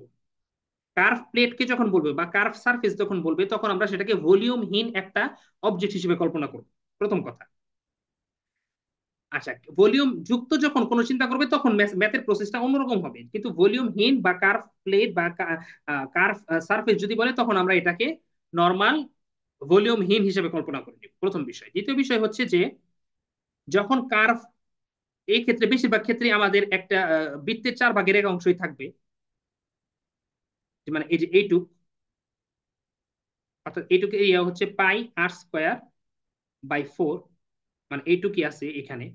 তো আমাদের প্রথম কাজ হচ্ছে যে ওয়াটারের দিকে ওয়াটারের দিকে আমরা এটার একটা হরাইজন্টাল লাইন নিব, আর একটা হচ্ছে পারপেন্ডিকুলার লাইন নিব। প্রথম বিষয়, প্রথম কাজ হচ্ছে আমরা ওয়াটারের দিকে ওয়াটারের দিকে আমাদের হরাইজন্টাল লাইন এবং পারপেন্ডিকুলার লাইন নিতে হবে যখন কার্ভ প্লেট থাকবে। পারপেন্ডিকুলার লাইনের জন্য, এই যে পারপেন্ডিকুলার যে লাইন, সেটার জন্য জাস্ট আমরা একটা পারপেন্ডিকুলার প্লেটের ক্ষেত্রে যেভাবে ফোর্স কাজ করে, অর্থাৎ একটা পারপেন্ডিকুলার প্লেটে ফোর্স এখানে কাজ করে এফ এইচ হচ্ছে গামা HCA, এভাবে ক্যালকুলেশন করব। এটা হচ্ছে হরাইজন্টাল ফোর্সটা, জাস্ট একটু আগে যে বিষয়গুলো দেখালাম সেগুলোর মতো করে। আর এটা হচ্ছে পারপেন্ডিকুলার লাইনের জন্য যে হরাইজন্টাল কম্পোনেন্ট কাজ করতেছে এটা। আর পারপেন্ডিকুলার ফোর্স হবে আমার এই কার্ভ, এই যে এখানে যে লাইনটা আমরা রাখছি সেটার সাপেক্ষে। এখন এটার উপরে যদি ওয়াটার তো নাই, এটার উপরে কোনো ওয়াটার নাই, তার মানে আমার এখানে শুধুমাত্র আমার ভার্টিক্যাল যে ফোর্সটা, সে ফোর্সটা আমার, যদি আমার কোনো যদি আমার কোনো ভার্টিক্যাল ওয়াটারের উপরে যদি থাকে, লাইনের উপরে যদি কোনো ওয়াটার থাকে, তাহলে সেই ওয়াটারের ফোর্স প্লাস অথবা মাইনাস হবে আমার কার্ভ অংশে আমার যে ওয়াটার আছে সেই ওয়াটারের ওজন, অর্থাৎ গামা ভি প্রাইম। এখন এইখানে প্লাস মাইনাসটা নির্ভর করবে, এই প্লাস মাইনাসটা নির্ভর করবে ওরিয়েন্টেশনের উপরে। আমার কিভাবে কিভাবে ওরিয়েন্টেড আছে কার্ভগুলো, ইয়ে মানে এই প্লেটটা কিভাবে ওরিয়েন্টেড করা আছে এটার উপরে। যেমন আমরা যদি একটা ফিগার ড্র করি, সাপোজ এটা হচ্ছে ওয়াটারের ফ্রি সারফেস, এখান থেকে এই পর্যন্ত, সরি,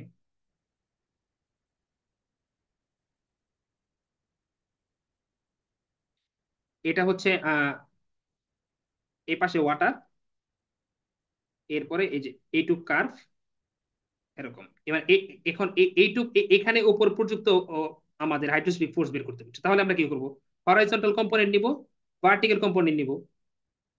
এটা রেডিয়াস সাপোজ আর দেওয়া। এখন এখানের জন্য আমরা হাইড্রোস্ট্যাটিক ফোর্স এখান থেকে ক্যালকুলেট করবো যে এফ এইচ, এটার জন্য আমাদের টোটাল এইচ বের করতে হবে এখান থেকে।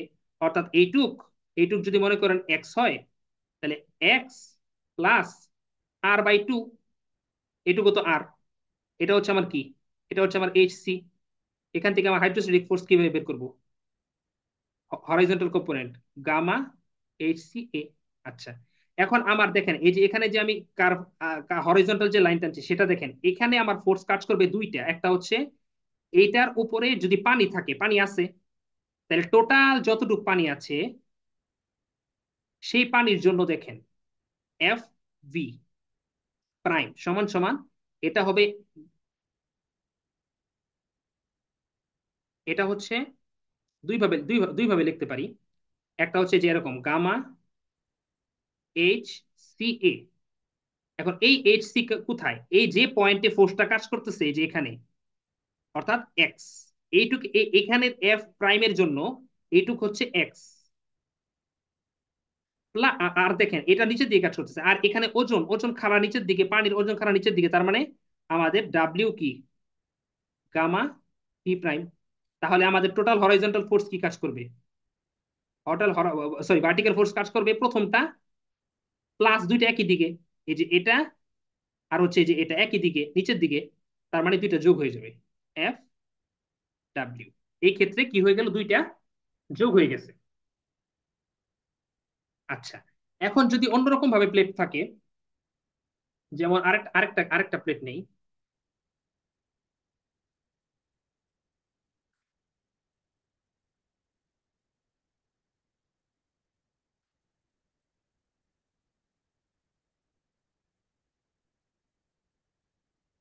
যেমন জব হেক্স বইতে দেওয়া আছে একটা, এখানে একটা কার্ভ নেই, বুঝতে সুবিধা হবে। আচ্ছা, মনে করো এটা হচ্ছে এই যে এই এরকম এইটুক, এই সার্কেল, অর্থাৎ এটাও আর, আর এটাও আর রেডিয়াস। আচ্ছা, এখন আমরা কি বলছি যে আমাদের এই পাশে পানি, এই পাশে ওয়াটার। এখন আমরা বলছি যে কার্ভ প্লেটের জন্য, কার্ভ প্লেটের জন্য আমাদেরকে ওয়াটারের ওয়াটারের দিকে আমাদের হরাইজন্টাল, ওয়াটারের দিকে আমাদেরকে ভার্টিক্যাল আর হচ্ছে হরাইজন্টাল লাইন টানতে হবে ওয়াটারের দিকে।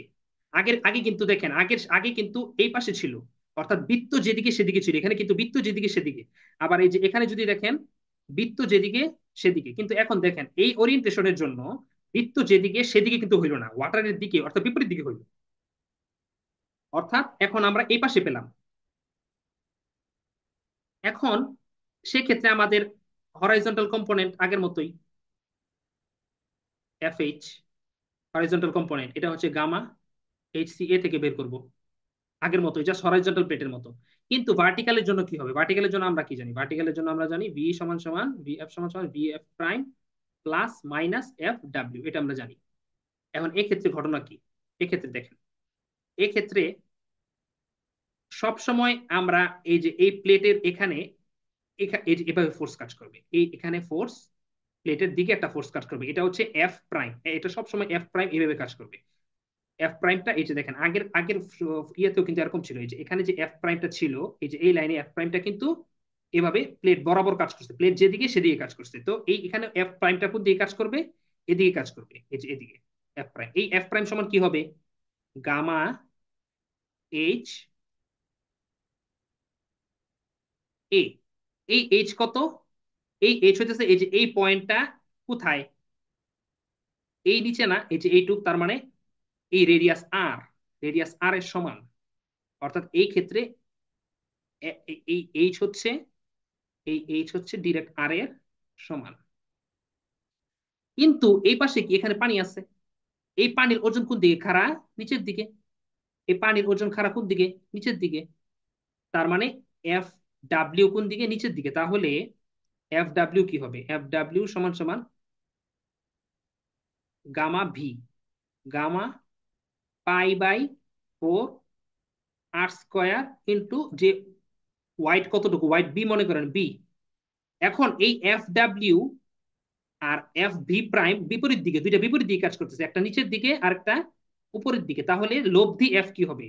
লব্ধি এফ ভি সমান সমান এই ম্যাথের জন্য V prime, V F V prime minus F W. ভাই এটা একটা হচ্ছে কোশ্চেন লব্ধি। ভাই। হ্যাঁ বলেন, এই পর্যন্ত বুঝছেন কিনা আগে বলেন। হ্যাঁ ভাই বুঝছি ভাই, এখানে আপনি বলেন। ভলিউম যেটা বের করলেন ওয়েটের যে ক্ষেত্রে, হুম। এটা কি আপনার বাই, যেটা করছে আর কিউ বাই 4, বাই হুম। আর স্কয়ার বাই 4 যেটা দিয়েছেন হুম। এইচ, এটা হুম। আমার কার্ভ ভাই যেটুকু আছে, আর আপনি যে ভার্টিক্যাল আর হরিজন্টাল যে লাইনটা টানছেন, হুম। শুধু হুম। এইটুকু ওয়াটারের ওয়েটটা হবে না? না না না, এখানে ভুল করছি আমি, আমি একটু ভুল করছি। আমি আপনার ধন্যবাদ, আমি আবার একটু দেখাই দিই, এখানে ভুল হয়েছে। এখানে যতটুকু অংশ পানি আসে ততটুকু আর কি। এই যে এইটুক ভলিউম হবে, এই যে এইটুক ভলিউম, এইটুক ভলিউম ভাই, এই যে এইটুক ভলিউম হবে। হ্যাঁ, তার মানে হচ্ছে আমার r into r, volume r into r minus pi by 4 R square হবে। সরি, আমার ভুল হয়েছে, এইটুক হবে ইন্টু বি, এটা ভলিউম। মানে যতটুকু পানি ভাই, যতটুকু পানি আছে, এই যে এইটুকু। হ্যাঁ এটা বলতে চাচ্ছিলাম আসলে। হ্যাঁ হ্যাঁ হ্যাঁ, এটা থ্যাংক ইউ। হ্যাঁ, যাই হোক, আমার জাস্ট এটা খেয়াল করতে ভুল হয়েছে, যতটুকু পানি থাকবে ততটুকুই হবে আর কি। তো এই ক্ষেত্রে আমরা এভাবে বের করে নিব। আচ্ছা, বাকিরা কি বুঝতে পারছেন? কেন এফ কখন প্লাস হচ্ছে মাইনাস হচ্ছে, দুইটা ফিগার দিয়ে কিন্তু মোটামুটি ক্লিয়ার করে দেওয়া হয়েছে।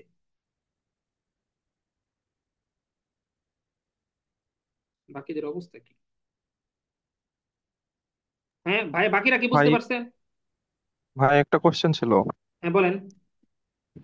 আহ ওই যে একটা কোশ্চেন ছিল ভাই, ফ্লুইড ওয়ান স্লাইডের হুম। আপনার হচ্ছে 32 পেজে একটা ম্যাথ ছিল মোমেন্ট দিয়ে, ওইখানে থার্টি ওইটা টু একটু পেজ ওপেন। 32 পেজ কোন কোন ইয়ে, কোন কোন ফ্লুইড ওয়ান, স্লাইড ওয়ান।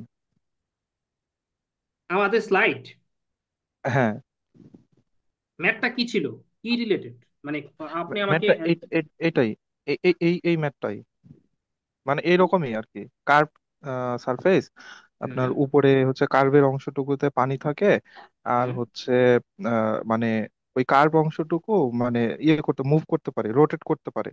তো ওই পয়েন্ট, নিচের পয়েন্ট বরাবর মোমেন্ট নিয়ে ম্যাথটা করা হয়েছে। তো ওইখানে এফ এক্স এর পয়েন্টটা দেখানো হয়েছে রেডিয়াস বরাবর, ওই কোয়ার্টার সার্কেলের রেডিয়াস বরাবর। এটা কেমনে হয়েছে? আমাদের স্লাইডে, আচ্ছা যাই তো দেখি। হ্যাঁ।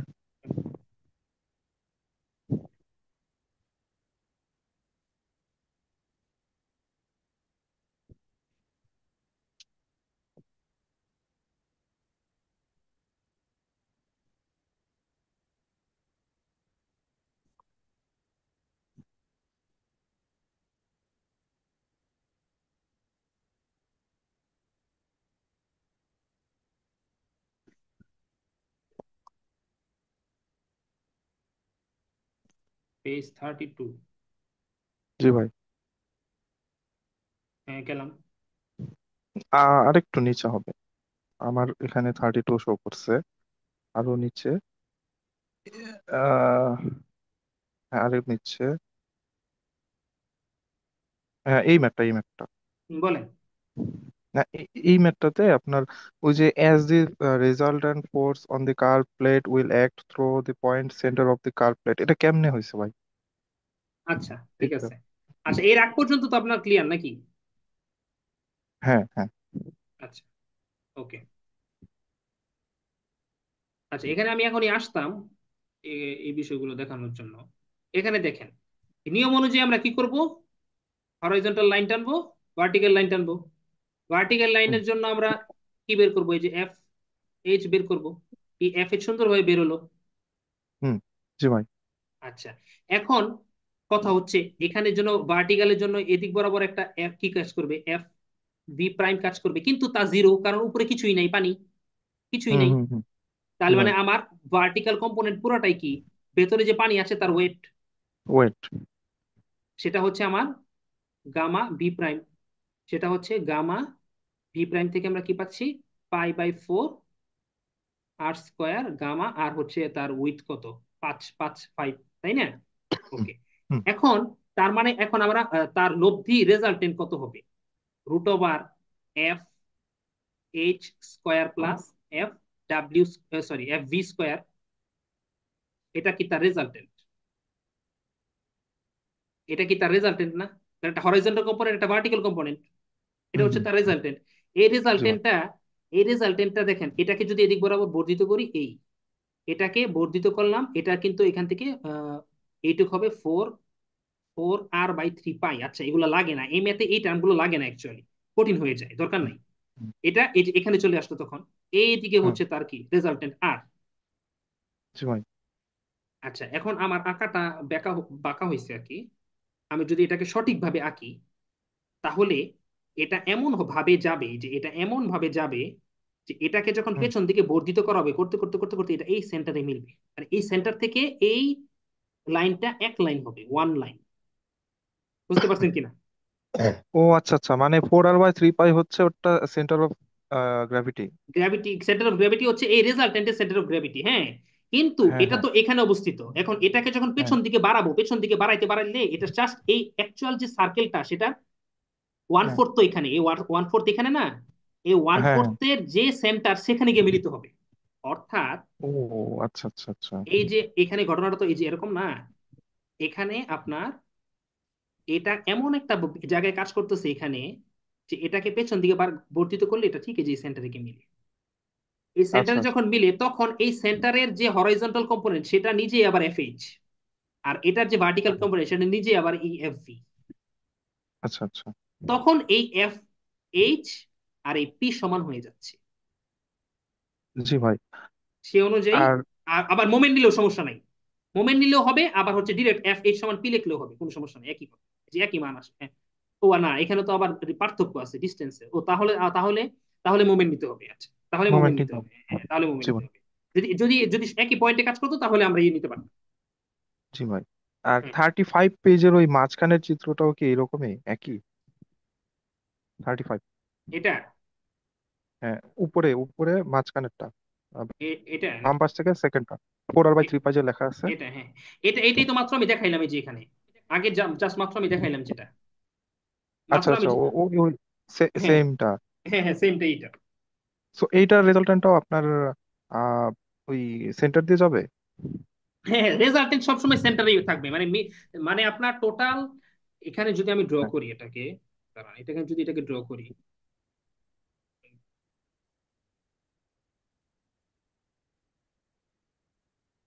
এখানের জন্য আমরা কি এই যে এই একটা লাইন নিব, এই একটা লাইন নিব, এখানে হরাইজন্টাল এফ এইচ, এখানে ভার্টিক্যাল, যেটা বললাম এফ ওয়াই, নিচে এখানে প্লাস হবে এফ ডাব্লিউ, সরি এটা মাইনাস আচ্ছা। হয়ে যাবে, মাইনাস হয়ে যাবে, কারণ এখানে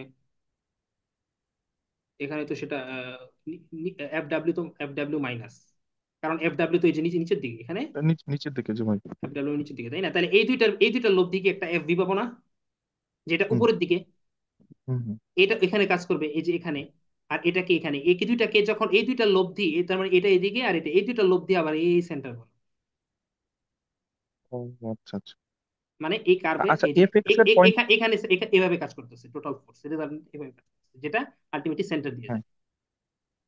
আচ্ছা, এফ এর পয়েন্টটা আহ আহ, মানে এইচ বার বরাবর, মানে উপর থেকে এইচ বার যেটা হবে সেটাই, হ্যাঁ কিন্তু হ্যাঁ এফ হ্যাঁ ওয়াই এর পয়েন্ট হবে 4r/3 পাই বরাবর, এই তো? হ্যাঁ হ্যাঁ হ্যাঁ, এই বরাবর, কিন্তু 4r/3 পাই দিয়ে অ্যাকচুয়ালি কোনো ম্যাথ এখন পর্যন্ত নাই যে করা লাগছে, মানে এই টার্মটা ইউজ করতে হয়েছে, কারণ হচ্ছে আপনার আচ্ছা আচ্ছা। হরাইজন্টাল আর ভার্টিক্যাল কম্পোনেন্ট আমি ওই সেন্টারে নিতে পারি। যেমন আপনার এই যে এই ম্যাথটা যদি দেখেন, এখানে তো এখানে টোটাল যে ফোর্সের লব্ধিটা, এটা ঠিক এই যে এভাবে কাজ করতেছে, যেটা আলটিমেটলি গিয়ে গিয়ে হ্যাঁ। এই সেন্টারে গিয়ে মিলিত হয়েছে, এটাই হচ্ছে এই রেজাল্ট, হ্যাঁ। হুম।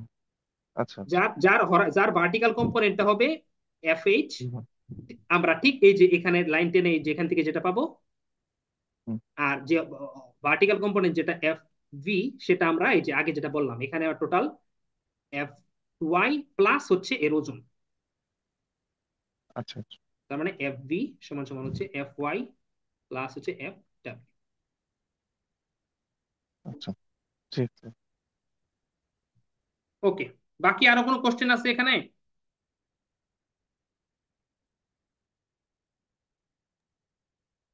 ওকে, না ভাই, ঠিক আছে, ক্লিয়ার। ভাইয়া বলেন। 32 নম্বর পেজে একটু দেখবেন। 32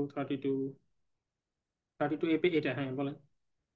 জি ভাই, এখানে সেন্টার অফ প্রেসার বের করার সময় ভাইয়া যে ফর্মুলাটা ইউজ করছে আর কি, হুম। তো আমরা যে ট্রায়াঙ্গেলের ফর্মুলা দিয়ে যদি আমরা করি ভাইয়া, 2/3 ইন্টু টোটাল হাইট যদি দেই ভাইয়া, তাহলে তো এটা হবে না, কারণ ওই যে বললাম, কেন ভাইয়া একটু যদি কারণ বলতেন। হচ্ছে কারণ হচ্ছে আপনার ওই ফর্মুলাটা তখন ইউজ করা যাবে যখন প্লেটটা ঠিক সারফেস এখান থেকে শুরু, কিন্তু এখান থেকে তো শুরু না, তো এটা অলরেডি 2 মিটার নিচ থেকে শুরু, তাই এটা ইউজ করা যাবে না। তাহলে ভাই এটা সিপিটা হচ্ছে নিচে যে 3 মিটার আছে, 2/3 ইন্টু 3 আর প্লাস হচ্ছে 2, এরকম হবে ভাইয়া? হ্যাঁ হ্যাঁ হ্যাঁ হ্যাঁ, মানে আপনার এখানে, হ্যাঁ হ্যাঁ, 3/2 + 2, এই যে এই যে থ্রি সাড়ে বাই তিন টু সেন্টার অফ প্রেসার যদি বলি আর কি, হ্যাঁ হ্যাঁ, 3/2 সেন্টার অফ, যদি হয় তাহলে 3-এর অর্ধেক তো হচ্ছে আপনার সেন্টার অফ গ্রাভিটি যাচ্ছে মনে হয় ভাইয়া। হ্যাঁ হ্যাঁ, থ্রি থ্রি প্রেসারটা হ্যাঁ আর থ্রি একটু নিচে যাবে মনে হয়। হ্যাঁ হ্যাঁ, প্রেশার একটু নিচে, প্রেশার এখানে 3.71। তাহলে ভাই এই অবস্থায় যদি হচ্ছে এ এবং বি পয়েন্টে আমরা যদি হচ্ছে প্রেসারের ইয়াটা মানে ট্রায়াঙ্গেল বা হচ্ছে এখানে ট্রাপিজয়েডাল কিছু একটা আসবে ভাইয়া মনে হচ্ছে। হ্যাঁ, এই যে ট্রাপিজ, এই যে ও আচ্ছা আচ্ছা। এই যে trapezoidal। তাহলে আমরা হচ্ছে ওই ফর্মুলা দিয়ে করলেই সহজ হবে ভাইয়া। হ্যাঁ, এই ফর্মুলা দিয়ে করলে সহজ হচ্ছে, কিন্তু শুধুমাত্র এই যে 2h/3টা, এটা মনে রাখেন, 2h/3 কিন্তু শুধুমাত্র এখান থেকে শুরু, যেটা সেক্ষেত্রে। হ্যাঁ, ফ্রি সার্ফেস থেকে যদি শুরু হয় ভাইয়া হ্যাঁ হ্যাঁ হ্যাঁ তাহলে হ্যাঁ এটা হ্যাঁ, অনলি তাহলে প্রযোজ্য এটা, হয়। হ্যাঁ হ্যাঁ, তাহলে এটা বলে। জি আচ্ছা, হ্যাঁ, থ্যাংক ইউ। আচ্ছা, লাস্ট প্রবলেম আমরা যেটা দেখবো আজকে,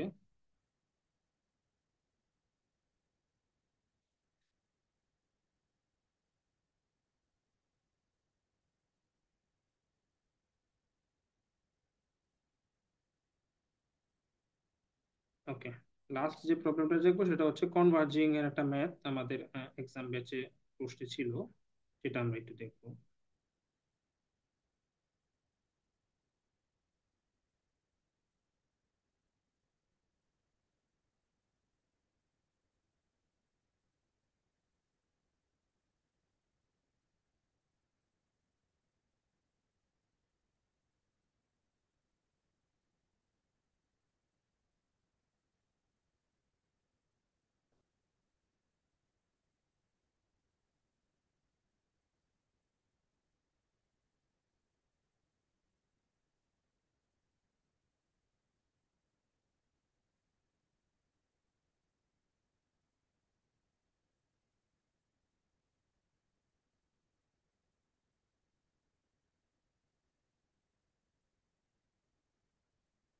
আচ্ছা, এখানে একটা প্রশ্ন দেখতে পাচ্ছি, সবাই স্ক্রিন দেখতে পাচ্ছেন তো না?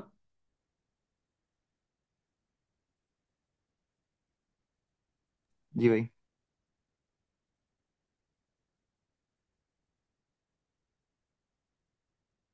আচ্ছা, এখানে দেখেন একটা প্রশ্ন ছিল আমাদের এক্সাম ব্যাচে, ফ্লুইড এর একটা কোশ্চেন ছিল, ফ্লুইড ফাইনাল মডেল, ফাইনাল টপিকে, consider A subsonic flow in a converging nozzle with fix inlet condition.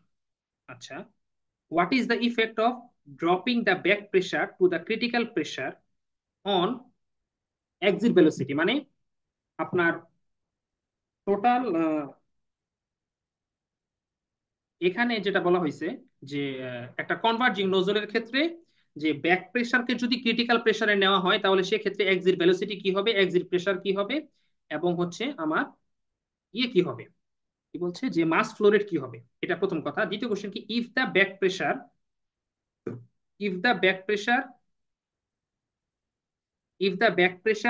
is dropping well below the critical pressure, মানে ক্রিটিক্যাল প্রেসারের থেকেও যদি ব্যাক প্রেসারটাকে আরো আরো নিচে নামানো হয়, তাহলে সে ক্রিটিক্যাল ক্রিটিক্যাল প্রেসারের থেকেও যদি আপনার ব্যাক প্রেসারকে আরো নিচে নামানো হয় তাহলে সেক্ষেত্রে ইফেক্ট কি হবে? ওকে, এই টাইপের একটা কোশ্চেন অলরেডি কিন্তু বিগত জব এক্সামে আসছিল। তো আমরা এটাকে একটু ডিটেলস বোঝার চেষ্টা করি।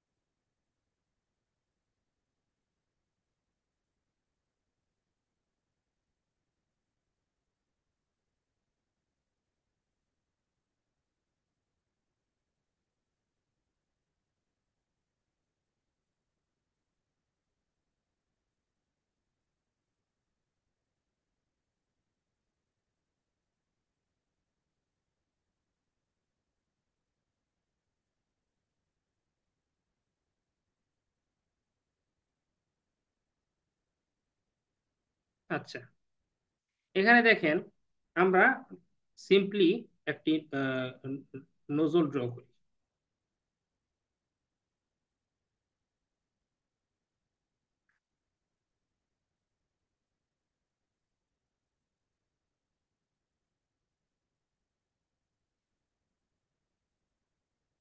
আচ্ছা দেখেন, একটা কনভার্জিং নোজল যদি আমরা ড্র করি, একটা কনভার্জিং নোজল, একটু এটার ফিগার ড্র করি।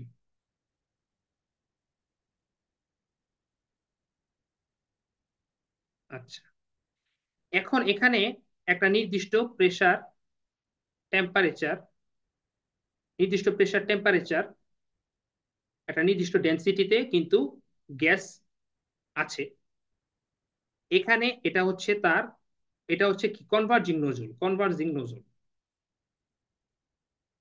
আচ্ছা, প্রশ্নে কি বলছে যে consider converging, consider subsonic flow in converging nozzle, converging নোজলে সাবসনিক ফ্লোকে কনসিডার করতে বলছে উইথ ফিক্সড ইনলেট কন্ডিশন।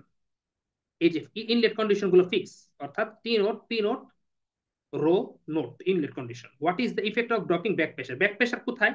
এই যে এখানের বাইরে, এইটা হচ্ছে ব্যাক প্রেসার, যেখানে সে এক্সিট হবে, এই যে এখানে সে এক্সিট হয়ে বের হয়ে যাবে, এটা হচ্ছে ব্যাক প্রেসার। আর এই ঠিক এইখানটায় এটাকে বলা হয় থ্রোট,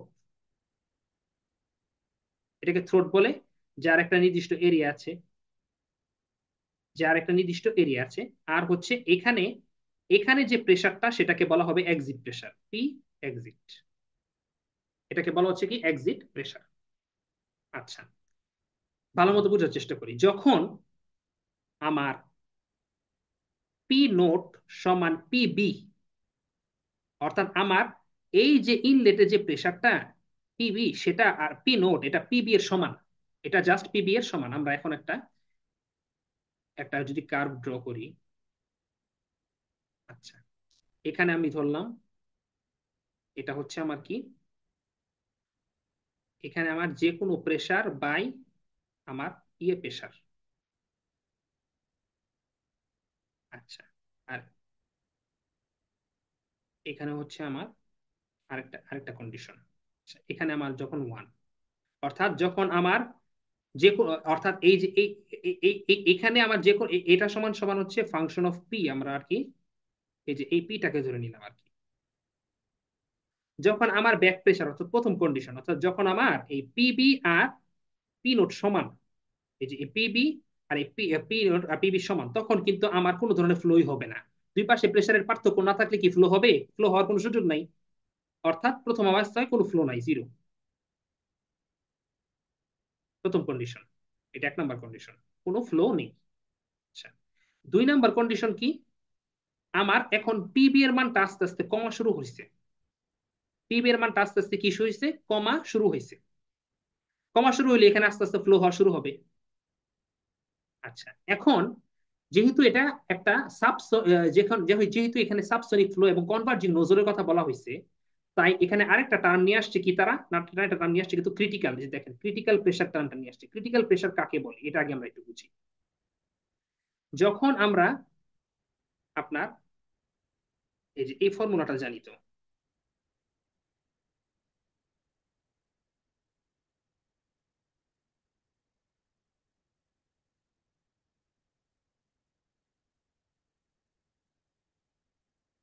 এটা হচ্ছে আমার কি, এটা হচ্ছে আমার যদি যে প্রেসারের জায়গায় সে যাবে, যে প্রেসারের জায়গায় সে যাবে সেখানে প্রেসার, আর হচ্ছে ইনলেটের প্রেসার অর্থাৎ স্ট্যাগনেশন প্রেসার, এর অনুপাত সমান সমান 1 + K - 1/2 m²K/K - 1।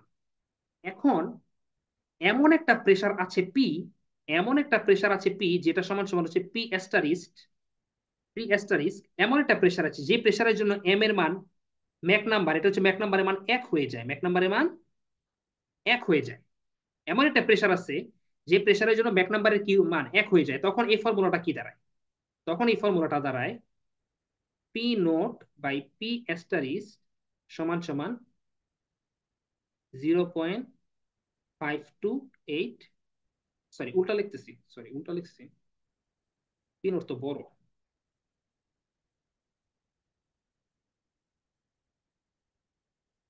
অর্থাৎ এখানে যদি আমরা এই যে এখানে 1 বসাইলাম, এখানে এই যে এম এর মান 1 বসাইলাম, কে এর মান 1.4 বসালাম, এগুলো বসানোর পরে আমরা পাই P* বাই P0, অর্থাৎ স্টেগনেশন প্রেসার বাই হচ্ছে ওই যে কাঙ্ক্ষিত প্রেসার, যে প্রেসারের জন্য ম্যাক নাম্বারের মান কি হয় 1 হয়, সেটাকে ক্রিটিক্যাল প্রেসার বলে। যে প্রেসারের কারণে, অর্থাৎ যে প্রেসার, এটা যে কোনো জায়গায় প্রেসার ধরে নিই, এত কঠিন ভাবে না ভাবি, যে কোনো জায়গায় প্রেসার, যে প্রেসারের জন্য ম্যাক নাম্বারের মান 1 হয় সেটা ক্রিটিক্যাল প্রেসার, যে প্রেসারের জন্য ম্যাক নাম্বারের মান 1 হয় সেটা হচ্ছে কি ক্রিটিক্যাল প্রেসার, এটুকু জানলাম। তখন এখান থেকে আমরা পাই 0.528, অর্থাৎ এই প্রেসারটা হচ্ছে স্ট্যাগনেশন প্রেসারের এত গুণ, অর্থাৎ 0.528 P0। পি নোটের উপরও ভিত্তি করে আমাদের ব্যাক নাম্বারের মান 1 হওয়া নির্ভর করতেছে। অর্থাৎ ইনলেট কন্ডিশনে যে প্রেসারটা সেই প্রেসারের উপরে ভিত্তি করে আমাদের ক্রিটিক্যাল প্রেসারটা কি করতেছে, ক্রিটিক্যাল প্রেসারের মানটা কি করতেছে, নির্ভর করতেছে। ইনলেট প্রেসারের উপরে ক্রিটিক্যাল প্রেসারের মানটা কি করতেছে, নির্ভর করতেছে। আমরা এই ফর্মুলা অনুযায়ী জানলাম। এখানে কিন্তু এটাই বলছে যে দেখেন, যে ক্রিটিক্যাল প্রেসার কি বলছে, যে what is the effect of dropping the back pressure to critical pressure, অর্থাৎ ব্যাক প্রেসারকে কি করতেছি আমরা, ব্যাক প্রেসার এই যে পিবি, এটাকে আমরা এমন একটা প্রেসারে নিয়ে যাব, প্রথম দিকে তো সেটা পিবি এর সমান, এরপরে আমরা এখানে দেখেন পি এস্টারিস মানে এমন ক্রিটিক্যাল প্রেসারটা কি যে 0.52, মানে পি নোটের থেকে কি পি নোট বড়, পি এস্টারিস কি ছোট। তাহলে প্রথম অবস্থায় আমরা কিন্তু পিবি টাকে পি নোটের সমান ধরে নিছি, তখন কোনো ফ্লো হবে না। এরপরে আমরা আস্তে আস্তে কমাতে থাকবো। এরপরে যখন আমরা কমাবো, প্রথম অবস্থায় যখন এই পি বি এর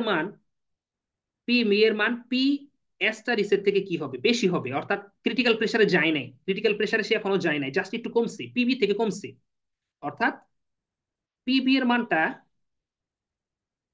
পি নোটের থেকে কমছে, কিন্তু পি অ্যাস্টারিস অর্থাৎ ক্রিটিক্যাল প্রেসার থেকে বেশি আছে, তখন ফ্লো হওয়া শুরু করছে। তাইলে দেখেন যখন সেটা ক্রিটিক্যাল প্রেসারের থেকে কি হয়েছে, তখন আমাদের গ্রাফটা এই যে নিচে নেমে গেছে। তখন আমাদের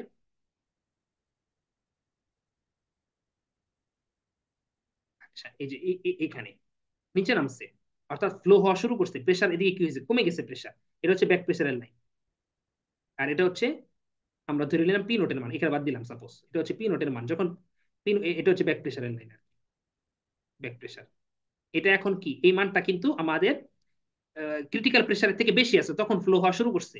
কিন্তু ম্যাক নাম্বারের মান তখন করো একের থেকে কম, ম্যাক নাম্বারের মান কি একের থেকে কম, তখনও কি আছে, তখনও সাবসনিক ফ্লোতেই আছে, অর্থাৎ এখনো কনভার্জিং অংশনে সাবসনিক ফ্লোই আছে। কিন্তু এই মানটা কমতে কমতে এক সময় পি ব্যাক প্রেসারের মান পি এস্টারিসের কি হবে, সমান হয়ে যাবে না, এক সময় কমতে কমতে এটা সমান হয়ে যাবে। কখন সমান, তখন কি হবে, তখন কিন্তু ভেলোসিটি, তখন এটা কি ম্যাক নাম্বারের মান তখন কি হয়ে যাবে, 1 হয়ে যাবে। অর্থাৎ এমন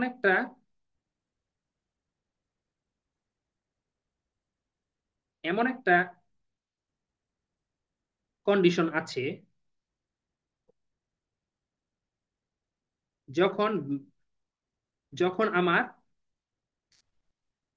ব্যাক প্রেসার যখন আমাদের ক্রিটিক্যাল প্রেসারের সমান হবে তখন এম এর মান কি হবে, 1 হবে। তখন এম এর মান কত হবে, 1 হবে। অর্থাৎ আমার এম এর মান 1 হওয়া মানে কি, এম এর মান 1, এম এম সমান সমান আমাদের কি জানি আমরা, ভি বাই সি, অর্থাৎ velocity by sound velocity.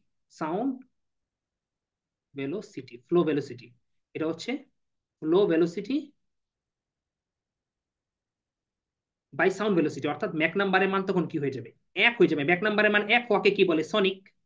Mac নাম্বারের মান 1 হওয়াকে কি বলে, সনিক। অর্থাৎ তখন সেটা সনিকে পরিণত হবে, সনিক স্পিডে পরিণত হবে। অর্থাৎ সনিক স্পিড মানে flow velocity, flow velocity Sonic speed মানে হচ্ছে ফ্লো ভেলোসিটি হচ্ছে সাউন্ড ভেলোসিটির সমান। অর্থাৎ একটি কনভার্জিং নোজলের ক্ষেত্রে, শুধুমাত্র কনভার্জিং নোজলের ক্ষেত্রে আমরা যখন ব্যাক প্রেসারটা ক্রিটিক্যাল প্রেসারের সমান হয়, ক্রিটিক্যাল প্রেসার কাকে বলে, ক্রিটিক্যাল প্রেসার হচ্ছে যে প্রেসারে ম্যাক নাম্বারের মান 1 হয় তাই ক্রিটিক্যাল প্রেসার বলে।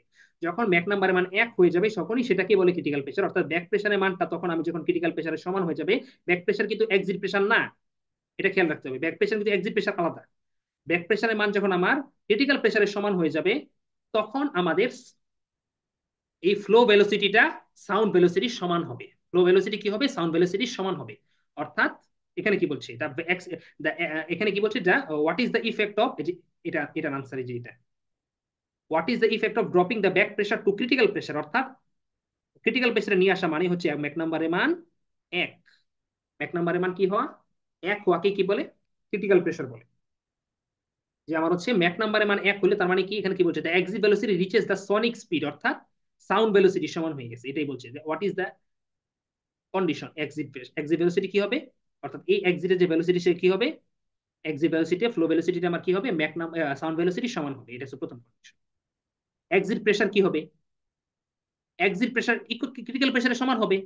কারণ হচ্ছে যে, কারণ হচ্ছে কি আমি বলি, এখানে ব্যাক প্রেসার হচ্ছে যেখানে যাচ্ছে বাইরে, আর এক্সিট প্রেসার হচ্ছে এই যে থ্রোটে, থ্রোটে যে প্রেসার সেটা এক্সিট প্রেসার। যখন পি নোটের মান পি বি এর সমান, অর্থাৎ যখন কোনো ফ্লো নাই, তখন এই ব্যাক প্রেসারের মান এক্সিট প্রেসার সমান। যখন পি নোটের মান বড়, পি বি এর মান ছোট, তখন ফ্লো হওয়া শুরু হয়েছে, তখনও ব্যাক প্রেসার ক্রিটিক্যাল প্রেসারে, সরি ব্যাক প্রেসার আর এক্সিট প্রেসার সমান। যখন ব্যাক প্রেসার, এটা হচ্ছে up to back pressure critical প্রেসারের সমান হওয়া পর্যন্ত, ক্রিটিক্যাল প্রেসারের সমান হওয়া পর্যন্ত এই কন্ডিশন। তার মানে আমার এক্সিট প্রেসারও কি হবে, ক্রিটিক্যাল প্রেসারের সমান হবে। এক্সিট প্রেসার কি হবে, ক্রিটিক্যাল প্রেসারের সমান হবে। তার মানে ব্যাক প্রেসার কি টার্ম সেটা আমরা বুঝতে পারলাম, ক্রিটিক্যাল প্রেসার কি টার্ম সেটাও আমরা বুঝতে পারলাম। ইনলেট কন্ডিশন বলছে, ইনলেট কন্ডিশন কি, স্ট্যাগনেশন কন্ডিশন, ইনলেট কন্ডিশন কি, স্ট্যাগনেশন, এটাও বুঝতে পারলাম। আর এক্সিট প্রেসার কি সেটাও আমরা বুঝতে পারলাম। এক্সিট প্রেসারটা কোথায়, ঠিক থ্রোটে, এটা মনে রাখবেন। এক্সিট প্রেসারটা কোথায়, ঠিক থ্রোটে, যেখানে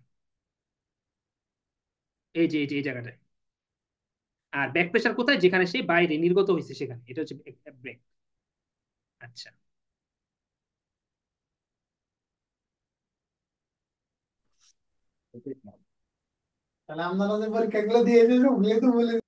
আচ্ছা এখানে কি বলছে, the mass flow rate through through the nozzle. তখন মাস ফ্লো রেট কি হবে, যখন আমার ব্যাক প্রেসারটা এক্সিট প্রেসার সমান হইলো এবং সর্বসাকুল্যে সেগুলো কি হলো, সেগুলো আমার ক্রিটিক্যাল প্রেসারের সমান হলো, তখন তখন মাস ফ্লো রেটটা সর্বোচ্চ হয়। তখন মাস ফ্লো রেট কি হবে, মাস ফ্লো রেটটা এই যে বলছে সনিক কন্ডিশন, সনিক কন্ডিশন চকড হয়ে গেছে। সনিক কন্ডিশন মানে চকড, আর এই ঘটনাকে বলে চকিং ফেনোমেনন। অর্থাৎ যখন এক্সিটে ম্যাক নাম্বারের মান 1, যখন এক্সিটে ব্যাক প্রেসার আর এক্সিট প্রেসার সমান হয়ে ক্রিটিক্যাল প্রেসারের সমান হলো, তখন সেটাকে চকিং ফেনোমেনন বলেন। এবং সেই ক্ষেত্রে মাস ফ্লো রেটের মান কি হয়, মাস ফ্লো রেটের মানটা কি হয়, সর্বোচ্চ হয়। এবং সেই মাস ফ্লো রেট সর্বোচ্চ মান কি, সেই ফর্মুলাটা হচ্ছে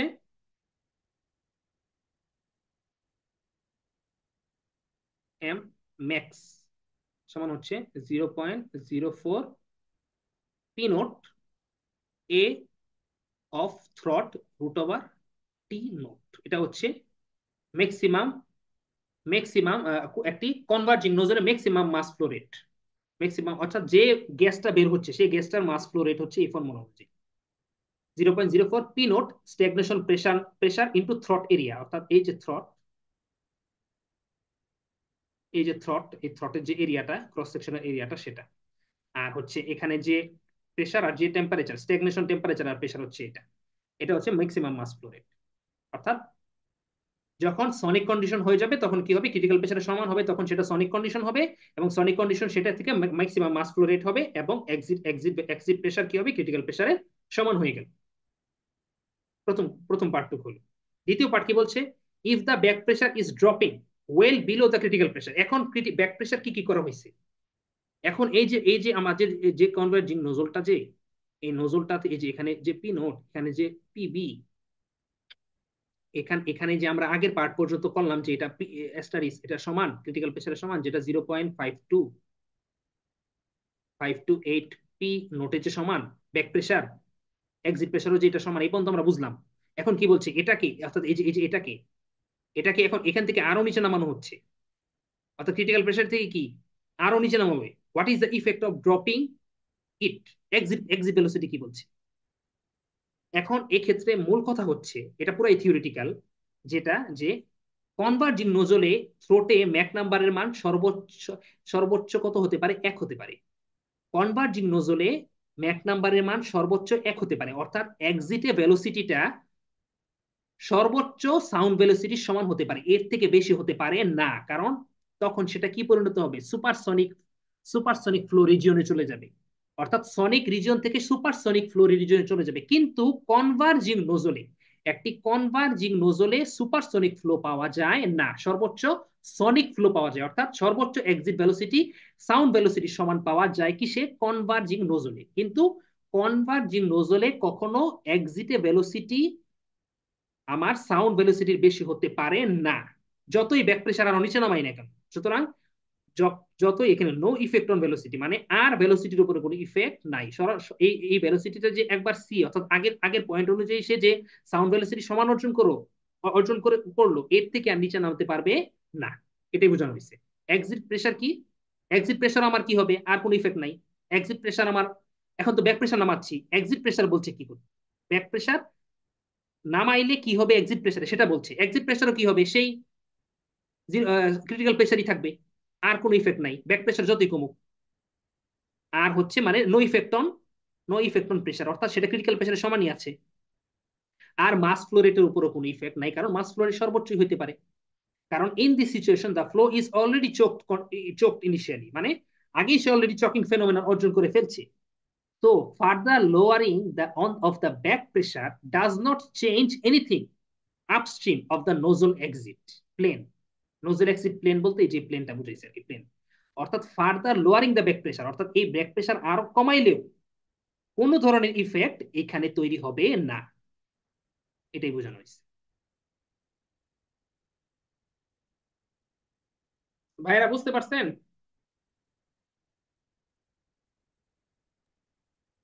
জি ভাই, বুঝতে পারছি।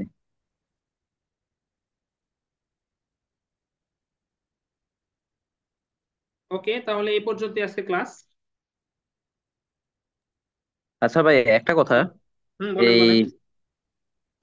এই কনভার্জিং নজলে যে সুপারসনিক ফ্লোটা আসে না, এর জন্যই কি দেখা যায় যে ওই যে বিভিন্ন রকেটের পিছনে যে বার্নারটা থাকে, আফটার বার্নার, এগুলো সব ডাইভার্জিং নজল ইউজ করে এর জন্যই? হ্যাঁ হ্যাঁ হ্যাঁ হ্যাঁ হ্যাঁ, ডাইভার্জিং থাকে, আচ্ছা এরকম থাকে, আমি ফিগারটা গিয়ে আপনাকে দেখো, এই যে এরকম থাকে আর কি। আপনার এই যে এরকম অনেকগুলো থাকে, অনেকগুলো এরকম ডাইভার্জিং অংশ থাকে। এই যে এই পোর্শন গুলো পরবর্তীতে কি কি কিসের কাজ করে, এই পোর্শন গুলো পরবর্তীতে নোজলের কাজ করে। কারণ কনভার্জিং ডাইভার্জিং নোজলের ক্ষেত্রে আমার বিষয় হচ্ছে কি, যে এখানে গিয়ে যখন তার ম্যাক নাম্বারের মান সে যখন বেশি অর্জন করে ফেললো, অর্থাৎ এই পাশটা তখন নোজল হয়ে ডিফিউজার তখন কিসের কাজ করে ফেলে, নোজলের কাজ করে ফেলে। আর সাবসনিকের অংশে নোজলের মতো কাজ করে, অর্থাৎ এদিকে গেলে ভেলোসিটি বাড়তে থাকে।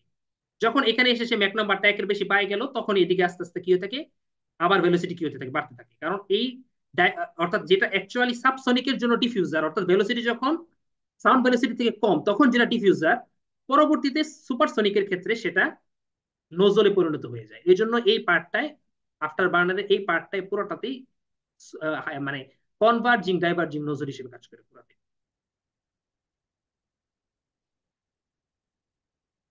বুঝতে পারছেন তো ভাই নাকি? হ্যাঁ ভাই, বুঝতে। Thank you. ওকে, ঠিক আছে, তাহলে আজকে এই পর্যন্তই। আর কারো কোনো কোশ্চেন থাকলে করতে পারেন টপিকের মধ্যে। ভাই বলেন। ওই যে কনভার্জিং ডাইভার্জিং নজলে হুম আপনার একটা রিজিয়ন আছে A B C D E F G H I অনেক পর্যন্ত। সো এখানে ওই যে এক সময় P E back pressure, sorry, exit pressure এবং ব্যাক প্রেসার সমান হয়ে যায়, তারপরে আবার এক্সিট প্রেসার আবার ব্যাক প্রেসার হচ্ছে বেড়ে যায়, তখন আন্ডার এক্সপানশন হয়। হুম হুম হুম। এই ঘটনা হ্যাঁ, যদি একটু ব্রিফলি যদি বলতেন, এই টোটাল যে ব্যাপারটা, মানে exit pressure less than back pressure, তারপরে exit pressure is equals to back pressure, তারপরে exit pressure greater than back pressure, আচ্ছা ওভার এক্সপানশন আইডিয়াল এক্সপানশন। হ্যাঁ। আচ্ছা আচ্ছা, আমি জাস্ট এটা ফিগার দিয়ে বুঝিয়ে দিই জাস্ট।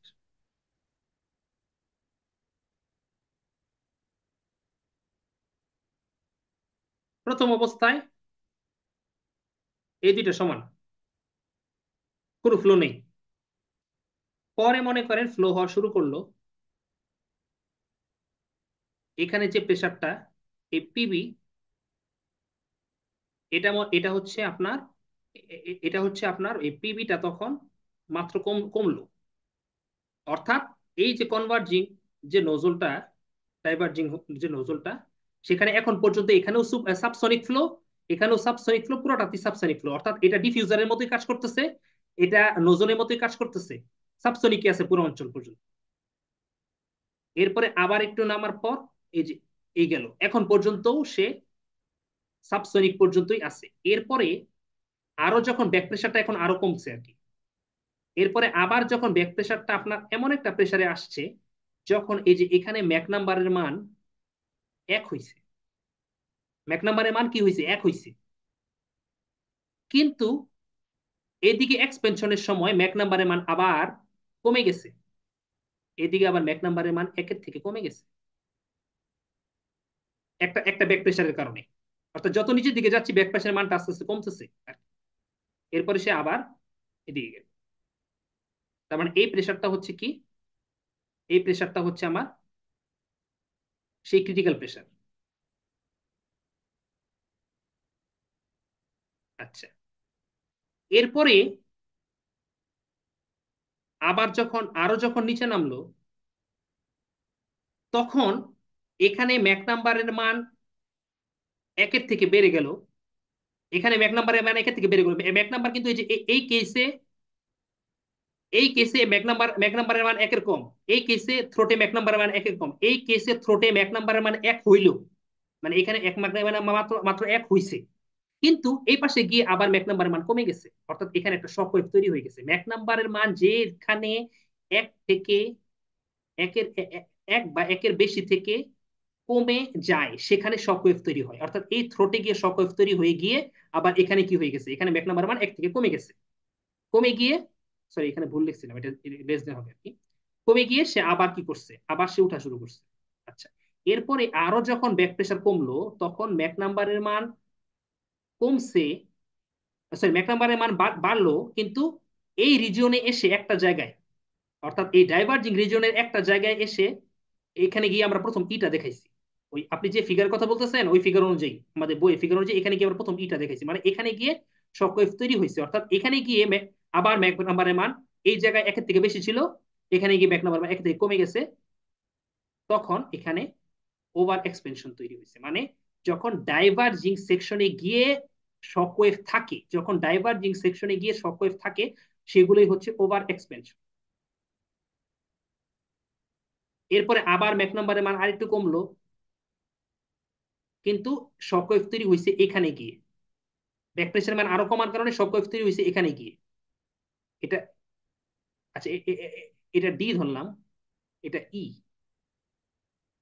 আচ্ছা, এরপরে গিয়ে ব্যাক প্রেশারের মান এমন কমছে যে আমার শকওয়েভ তৈরি হয়েছে ঠিক ঠিক এক্সিটে, অর্থাৎ এখান থেকে এই পর্যন্ত, অর্থাৎ আমার ডাইভার্জিং সেকশনটাও আমার সুপারসনিকে পরিণত হয়েছে, কিন্তু এখানে গিয়ে আমার ফ্লোটা, আমার ম্যাক নাম্বারের মানটা এই পাশ থেকে এই পাশে গিয়ে চেঞ্জ হয়ে গেছে, অর্থাৎ এই পাশে গিয়ে আবার একের থেকে কমে গেছে।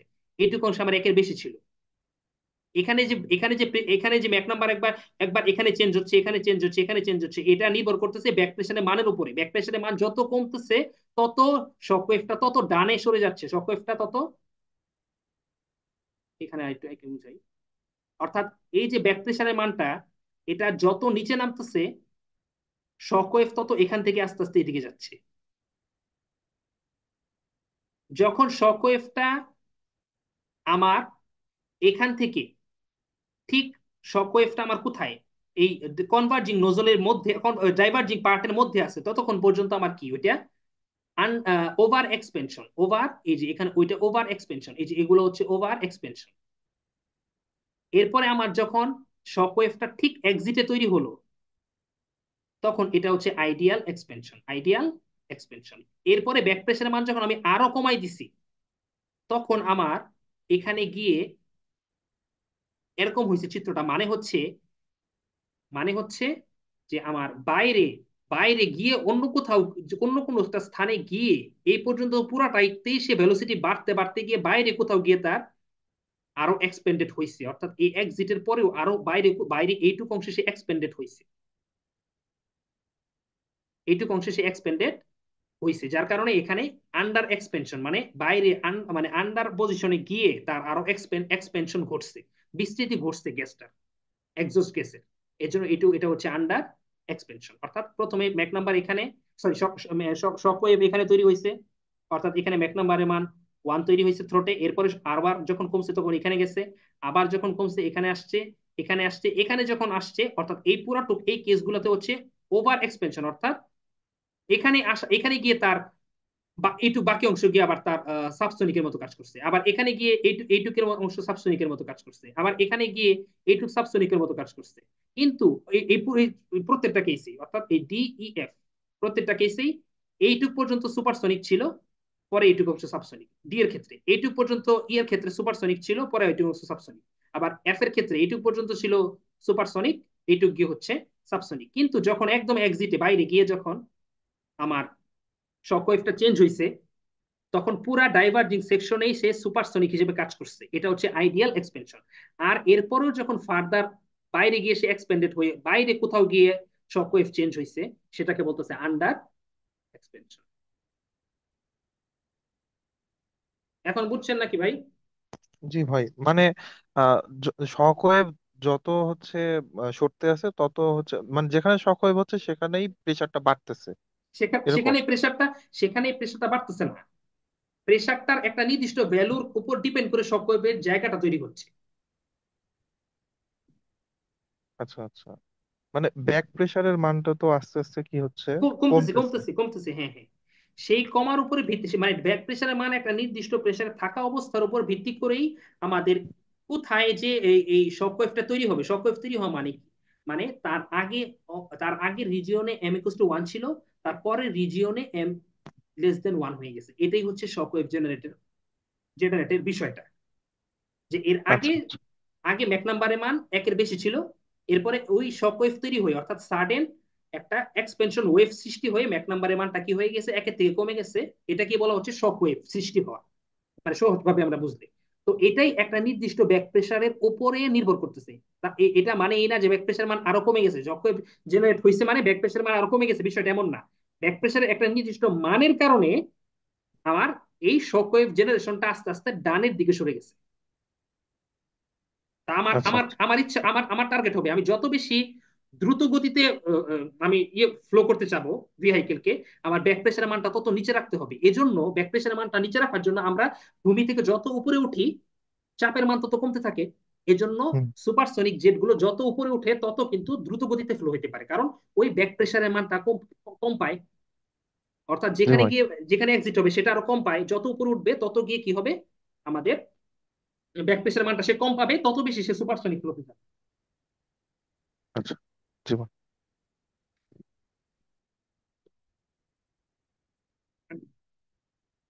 আচ্ছা, এই বিষয়গুলো আরো ভালোভাবে লাইন টু লাইন বোঝার জন্য আপনারা সেনজেনের বইটা পড়তে পারেন। সেনজেনের বইটা পড়লে আরো ক্লিয়ার হবে আর কি। সেনজেনের বইতে অনেক সুন্দর করে লেখা আছে, আরো গ্রাফ চিত্র এঁকে ক্লিয়ার করা আছে আর কি।